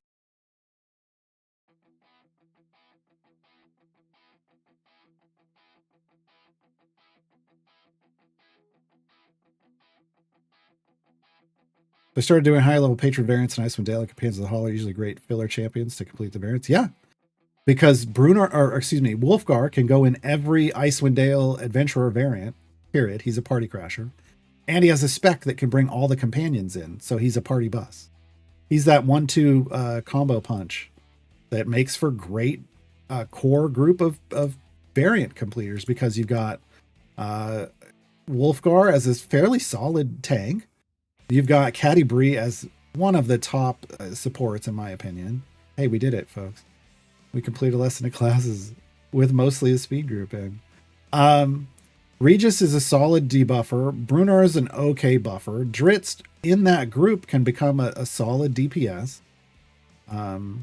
So yeah, 5 champions that fill roles you need. Hey, we did it. Well, it starts out as a spell. I want to be clear. I'm being picky about this because I play Sordal, who started out as a sword. but then became permanently animated and sentient and Job's sapient. done. They are a living being, but they started as a sword. Hey, there's the gold stars in chat. Sheila worth spending plat on for chests? I don't think so, personally. But everybody's going to have their own opinion there. She's just a scavenger for me. And she doesn't need gear for that.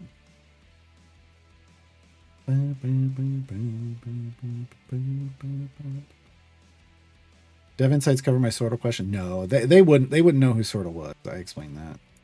Okay, there we go. Oh, I need 20 silvers. I've been opening them all. Okay. Okay. Well, shit. Anyway. Now I gotta hop. Okay, we're done here, but I gotta hop into something.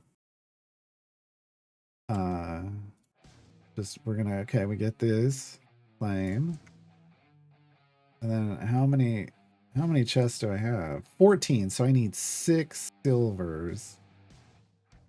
Do I want to buy 6? Yeah, we're just gonna buy 6 silvers. It's only 300 gems. Totally acceptable. Totally acceptable. Boom. Burial. Okay. So now we get out of here. And I think hopefully everybody that's been with me for a while knows what's coming next. We're going to hell. We're going to hell. We're going to hell, folks. Draga's crew. We're going to hell and we're dragging you with us. All right. So who do I have available? Wow. Okay. No. All right. Well, they could do it with a feat. Do I have the feat? I do. Nice. That's problematic. That's not the best. But we should. This is the problem here. Is we have a 3-tank front line. I guess we're gonna Briv. And we're gonna do this. And he's not smart, right? Nope, good. Sheila and Mako's, Halliwick.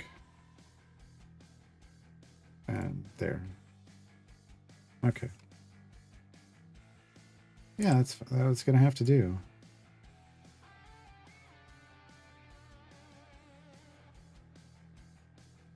So here's the thing. Confusing strike. Sheila gains the control role, and her base and ultimate attacks confuse her targets for 3 seconds. Confused enemies are stunned, take more damage, and face the other direction. That's where we were going.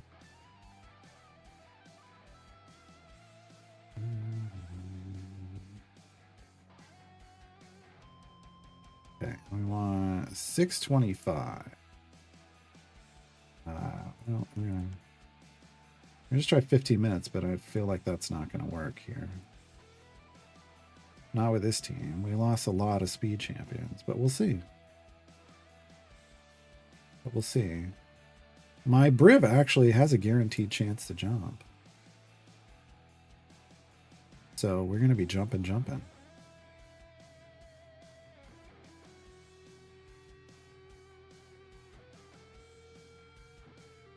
Until he runs out of stacks.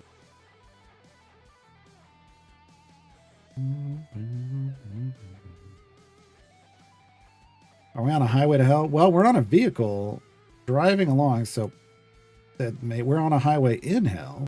Yes.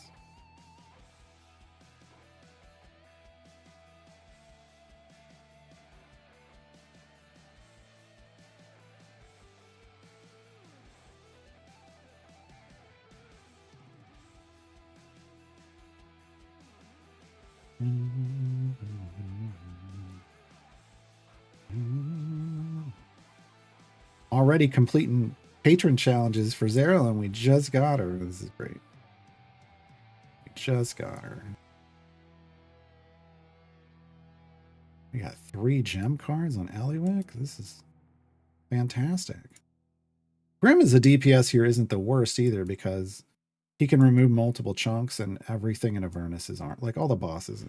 So many of every adventure except like that's actually in Avernus has armored bosses somewhere in them. Armored and segmented, so it's actually pretty great. All right. Grab that. Now, give me chests. I have all these stacks of chests now. Xerophon with the gold chests. Oh no, I don't want to open electrons. We need to open more silvers for Xerophon. I don't want to open golds either because it'll gear them up. All right, I should have bought silvers. Just not something I usually do. I'm out of practice because we weren't unlocking evergreens. That reminds me. Now we go from 12 epics needed up to 18. All right, Trueback, thanks for hanging out.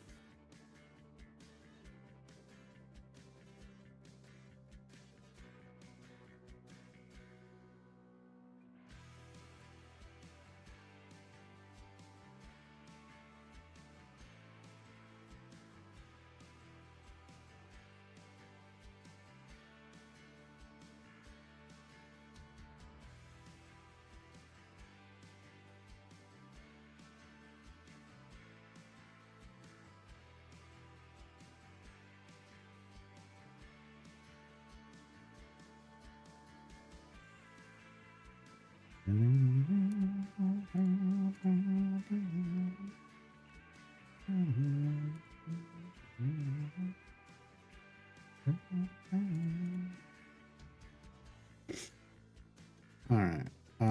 Here we go. 630. See, we got gems so fast. Give me, yeah. This should just be here for Xerophon. We even got a blue. Go take a look at.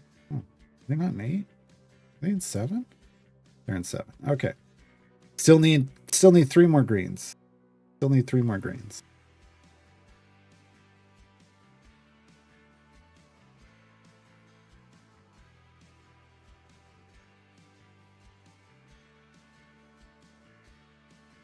Thanks again for telling me putting all my item levels in a single champion was a fool's errand. It's just not ideal. It was good to see my push team at 500 plus now and being true. I said, yeah. Spread them out. Like, kind of one of the first goals. I think on the last new player account I did, I said, like it's kind of nice to get like your speed champions up to 50 average item levels. And the same for you, and then your pushing group up to 50 average item levels, and then go back to your speed and get them to 100, and then go back to the pushing group and get them 100. Actually, I don't think that's ideal now. I mean, it's better than what most people do. It is. But I think, leaning into your gem farming group first, your speed champions first. Once you get them to some break points like we did, making sure that your pushing team has at least 50 average item levels at first is great. 100 item levels is the second target for your pushing team. And then after that, it, kind of going to depend on how things break down, on like who's got the better abilities. But the first 100 item levels into any item, and thus your first kind of average 100 item levels, are like the most efficient kind of power you can put on a champion. All the champions. You just only put the blacksmithing contracts on your event champions. It just doesn't make sense to do otherwise. Because your core and evergreens are going to get all those dupe items from... Where the hell did whom I know there is? All those dupe items from just your regular chests.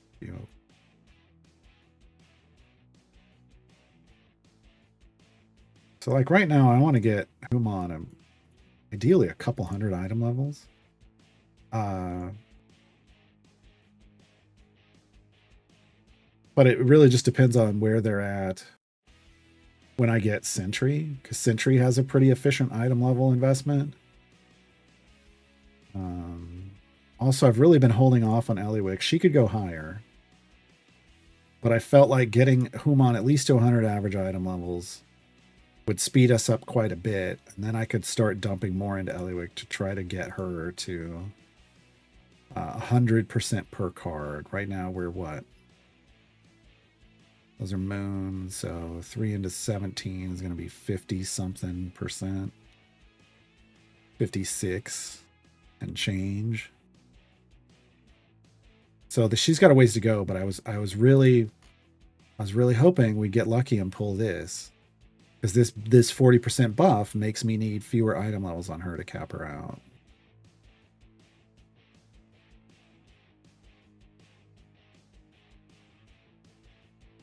My entire bench is 100 average. Oh, so you went item level floor with them. That's good too. Yeah. Like getting an item level floor on on all your champions can really, like, eventually, once you start generating gems, it's a good investment. Once you have your speed team taken care of, non-Briv speed team taken care of, I feel like it's a good investment to get like 100 average item level floor across all your champions, so that when you have to use them in a variant, they've got a decent amount of power, so you shouldn't have a big issue, even if they're in blues. But that's just me, like, wanting to make things easier for people.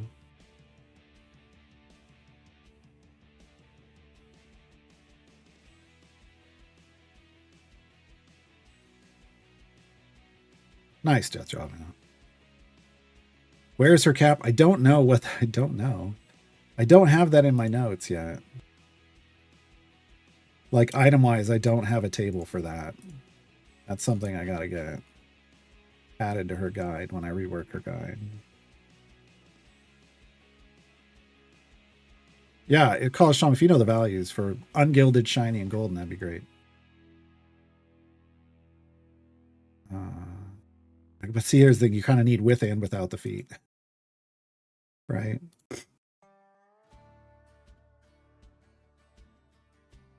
Even my Xander's on the item level floor, and he used to be in the basement. Yeah. I mean, look, I've used Xander in variants. I have, because there's literally no one else I could use, and his buff is better than not having anybody. It's just his speed effect that's garbage.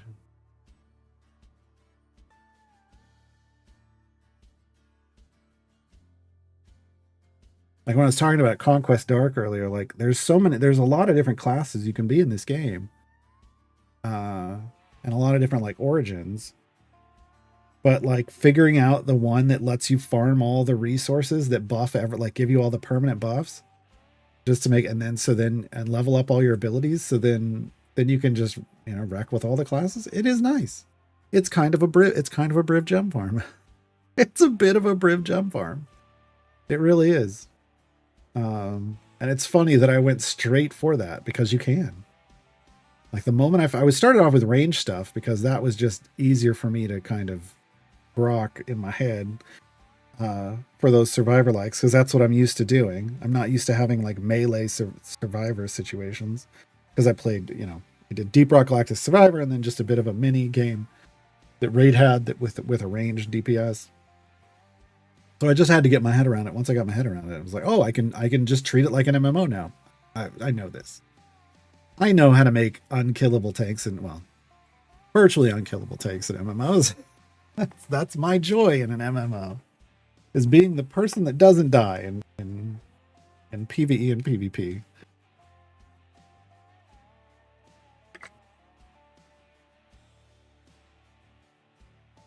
Blueshy's variant is a perfect example of where having a higher item level 4 for everyone is better. I mean, it's a lot of those late game variants, right? Or the evergreens unlocks.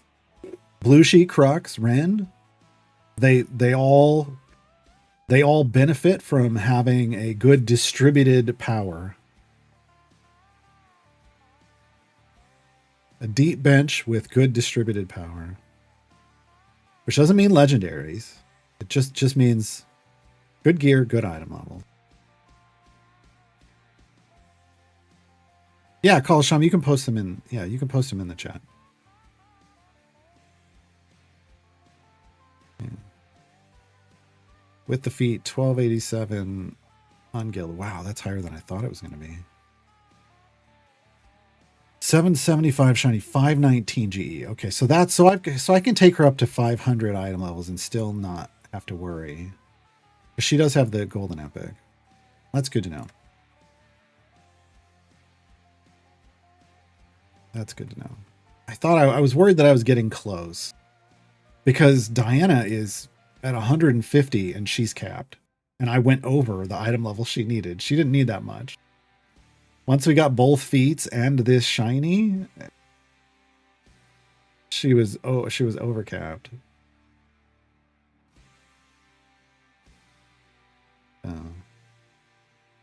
Yeah, I actually need to should put that in a document for when I redo hers.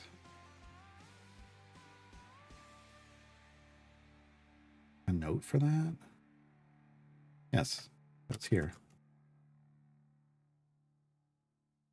I already had it. I already have it in a note for updates. That update list is getting long, which tells me I need to update guides. But I didn't want to update guides on these streams. I wanted to wait until we were grinding patron stuff on my main account. When I have a lot more, because you have to go so far on those. I have a lot of downtime and I can update guides then. Speaking of, we have to prep Vlithrin's guide. We'll probably do that tomorrow.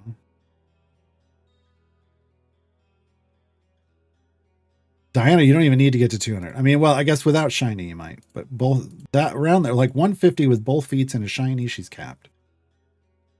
Without the shiny, it might be 200. If you get the golden, it's going to be even lower. I don't think you need to chase the golden for her.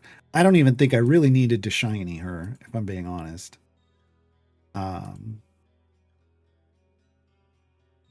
Yeah. I'm not worried about having put a shiny on her. And I guess I would have liked it somewhere else, but like I've got a shiny on Human. I've got a golden on Briv. Like it's fine. Another shiny would have gone on Sentry when I get her, or would have gone on Whittle. Tasty Friends, right?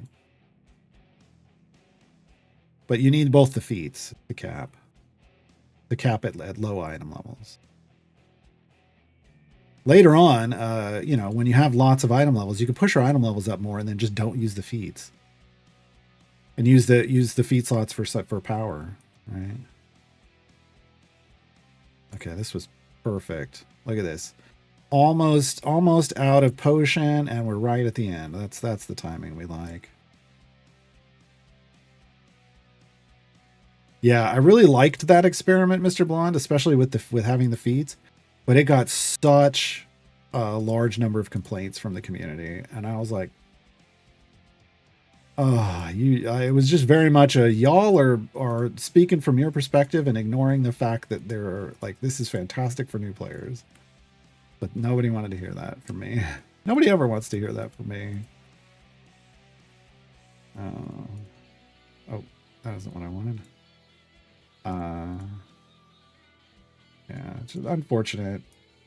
People don't always take into account that, you know, you kind of have to have new players enjoying the game or the game doesn't continue.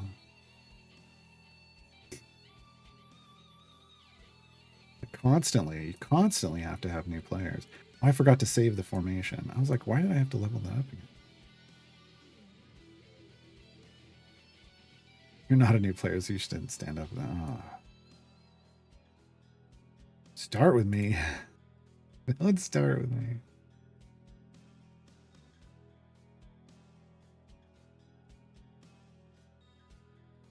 I don't know. You know, yeah, I can't speak to inside baseball. What I can say in general is that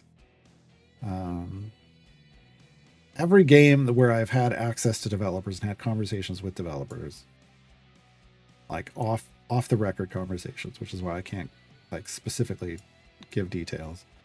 Everyone has said, you know, there's constantly an influx of new players, always. And even when you have established indie games where the bulk of players are, you're constantly bleeding players. You're never gonna, there's always going to be the new hotness. There's always going to be people that are like, yeah, I've done all the things I want to do, and now I'm going to go play something else. You constantly have to be refilling that pool, right? And so making sure that your early game allows for people to move, the longer the game's been out, the quicker people need to be able to move through the early game to get to where everyone else is, like in an MMO. Also, arguably here, right? To the point where the conversations that are being had are relevant to as many people as possible. It just makes the game better for everyone.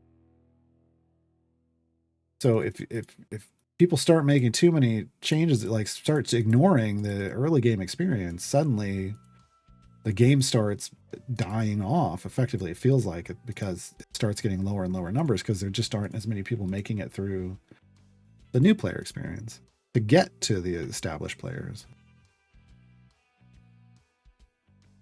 And it's more noticeable in an MMO when that starts happening. But you can see it happen, like if you're active in communities, like you're active on Twitch, you can see the number of people viewing and watch it go up and down, and you can see the trends over time. It could be a problem.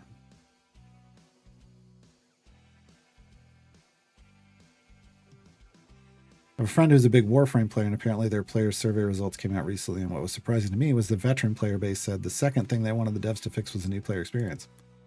Yeah. Again, when you, especially when you have a game where the content is other players, like I said, this is MMOs where you're PvP and stuff. When the content is other players, the veteran player base, usually the solid amount of them understand if we don't keep getting new players in, this game is dead. So the better you can make that experience, and again, race people quickly up to the cap to be fodder for all the end game people, the better it is. They complained Diana was too easy to cap. Well, so the complaint specifically was that because she capped with the feats, and that the feats didn't like provide extra bonus, so that when you put enough item levels into her, the feats were then a kind of a waste. They called them a waste of purchase, and I was like, look, if you can easily do that, don't buy them. But like here, it's fantastic that I now have a capped Eliwick, and I didn't have to invest tons of item levels because they were better off somewhere else, right? It's fantastic for the new player experience. And then eventually, you get the capped speed without needing the feats. That's fantastic, because then you get the best of both worlds, in my opinion. Because then you get the best of both worlds. You can have a pushing champion that's also a speed champion, like a full effect speed champion. Whereas the other speed champions usually want you to spend feat slots for that. And they experimented with, hey, what if we don't make you use feat slots for capped speed effects? Like, and people complained. New player experience on Idle Champions is not so great. Yeah, I know. I have 180 plus guides because the new player experience and explanation is not great. Yeah. Yep. Yeah, everything that you said, Pelishon, that's yeah. I mean, you don't make guides for games that are have great onboarding and great explanations for things, because the game does it, right? But there isn't a perfect game out there, but from my perspective, developers should constantly be trying to improve the new player experience. What CNE leaned on was the fact that they realized around 2020 that if, or slightly, but it's maybe slightly before, but around 2020, when they got a couple community streamers streaming on their channel, Mars was the first and I was the second. Mars didn't get hired until after. But they realized once you have people explaining the game and you direct people via the in-game pop-up there, retention goes way up. People start understanding things, and things make more sense, and people have more fun. They just never took the time to really fix that in game. They came up with this,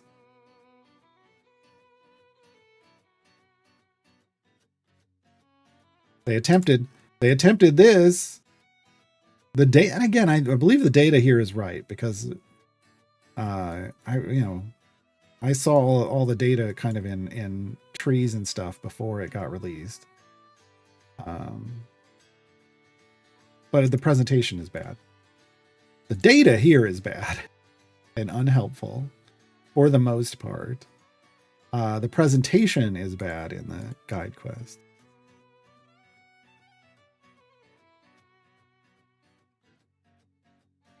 I think World of Warcraft. Ooh. Mr. Blonde. I think World of Warcraft updating earlier zones is a good example of this too. I never played Pre-Legion. What year? You got to tell me, what year did you get into World of Warcraft? Just so because, man, I tried World of Warcraft right after it came out. I was playing Star Wars Galaxies, which was a sandbox game. World of Warcraft is a theme park game. And I couldn't get out of the starting areas because there weren't enough people to make the ride work. If you want to think about it that way, right? Like, they're not going to start a ride without 10 people, but there's only 3 of us in line. It was bad.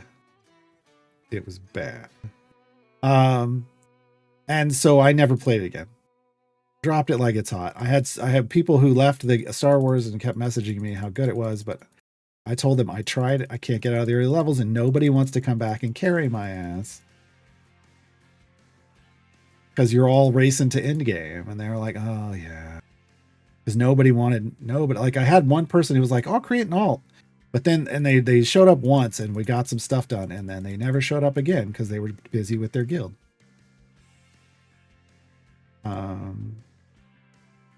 So then I played a bunch of other games, ended up in Warhammer Online, Age of Reckoning, and my friend that was one of the community managers there, literally kind of got his start in community by kind of getting semi-famous for being in a World of Warcraft, being featured in a World of Warcraft documentary.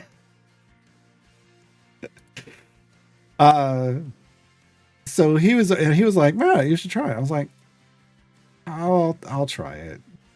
I'll try it. It's like, it's gotten a lot better because I explained to him why I didn't like it. So I went back and I was playing. I remember I was playing as a troll hunter because, come on, because I am a troll hunter, but I was playing as a troll hunter. It just seemed fun. 2014. Okay. Yeah, no, that's so this is before. This was 2009, 2010. This is before that. So it was maybe they fixed it since then.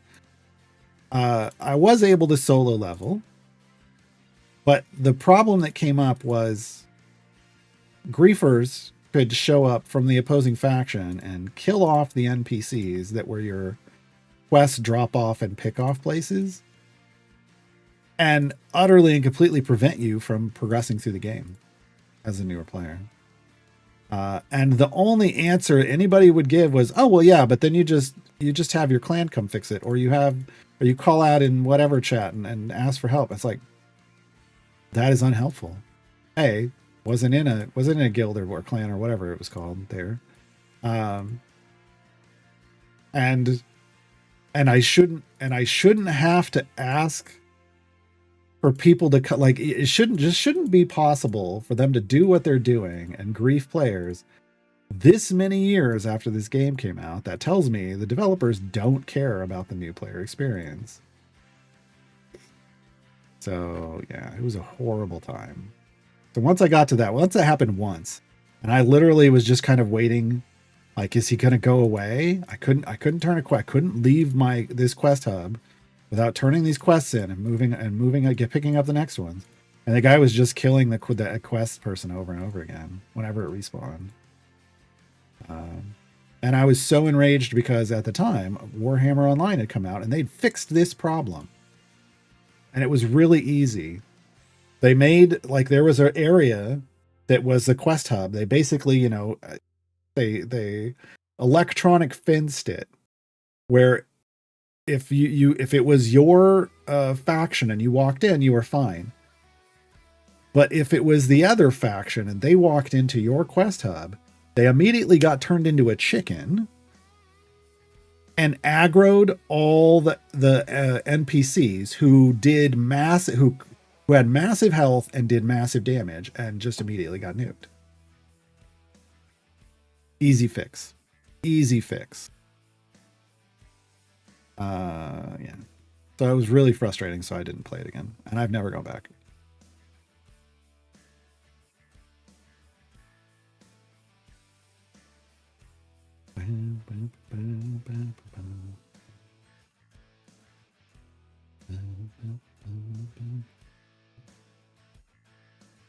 Played in 2004. All right, that would have been before the second time I tried.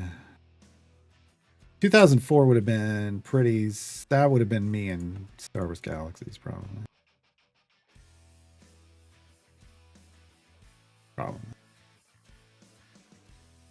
Because it was Galaxies for a long time, and then we dipped out and played Vanguard for a bit, and then they server merged, and we were like, meh, and we went back to Galaxies, and then we left Galaxies for Pirates of the Burning Sea,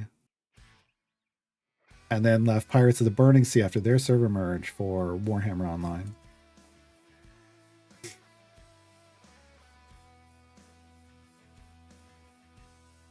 Death Java, that's pretty harsh. A lot of people, look, for a lot of people, I forgot to, oh, we're over time. I was like, I just realized I forgot to put speed potions on, but we're fine. For a lot of people, it was their first MMO, and I don't knock them that at all. Enjoy it. I forgot to come over here when we did this change, because we got into conversations, and come to the shop and buy my time gate piece and my Modron component chest with just one variant run. And then we can knock out a bunch of this stuff.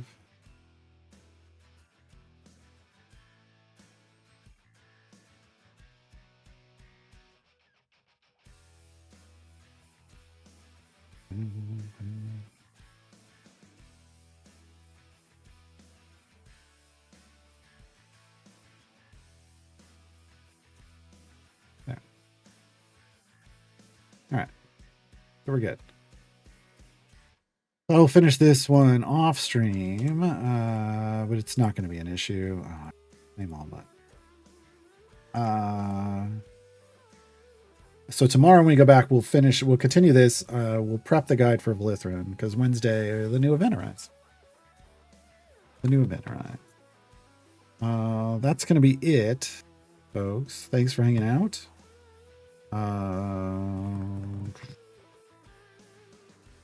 Friday, I don't think we're playing Conquest Arc. That's my probably off-stream game for a while.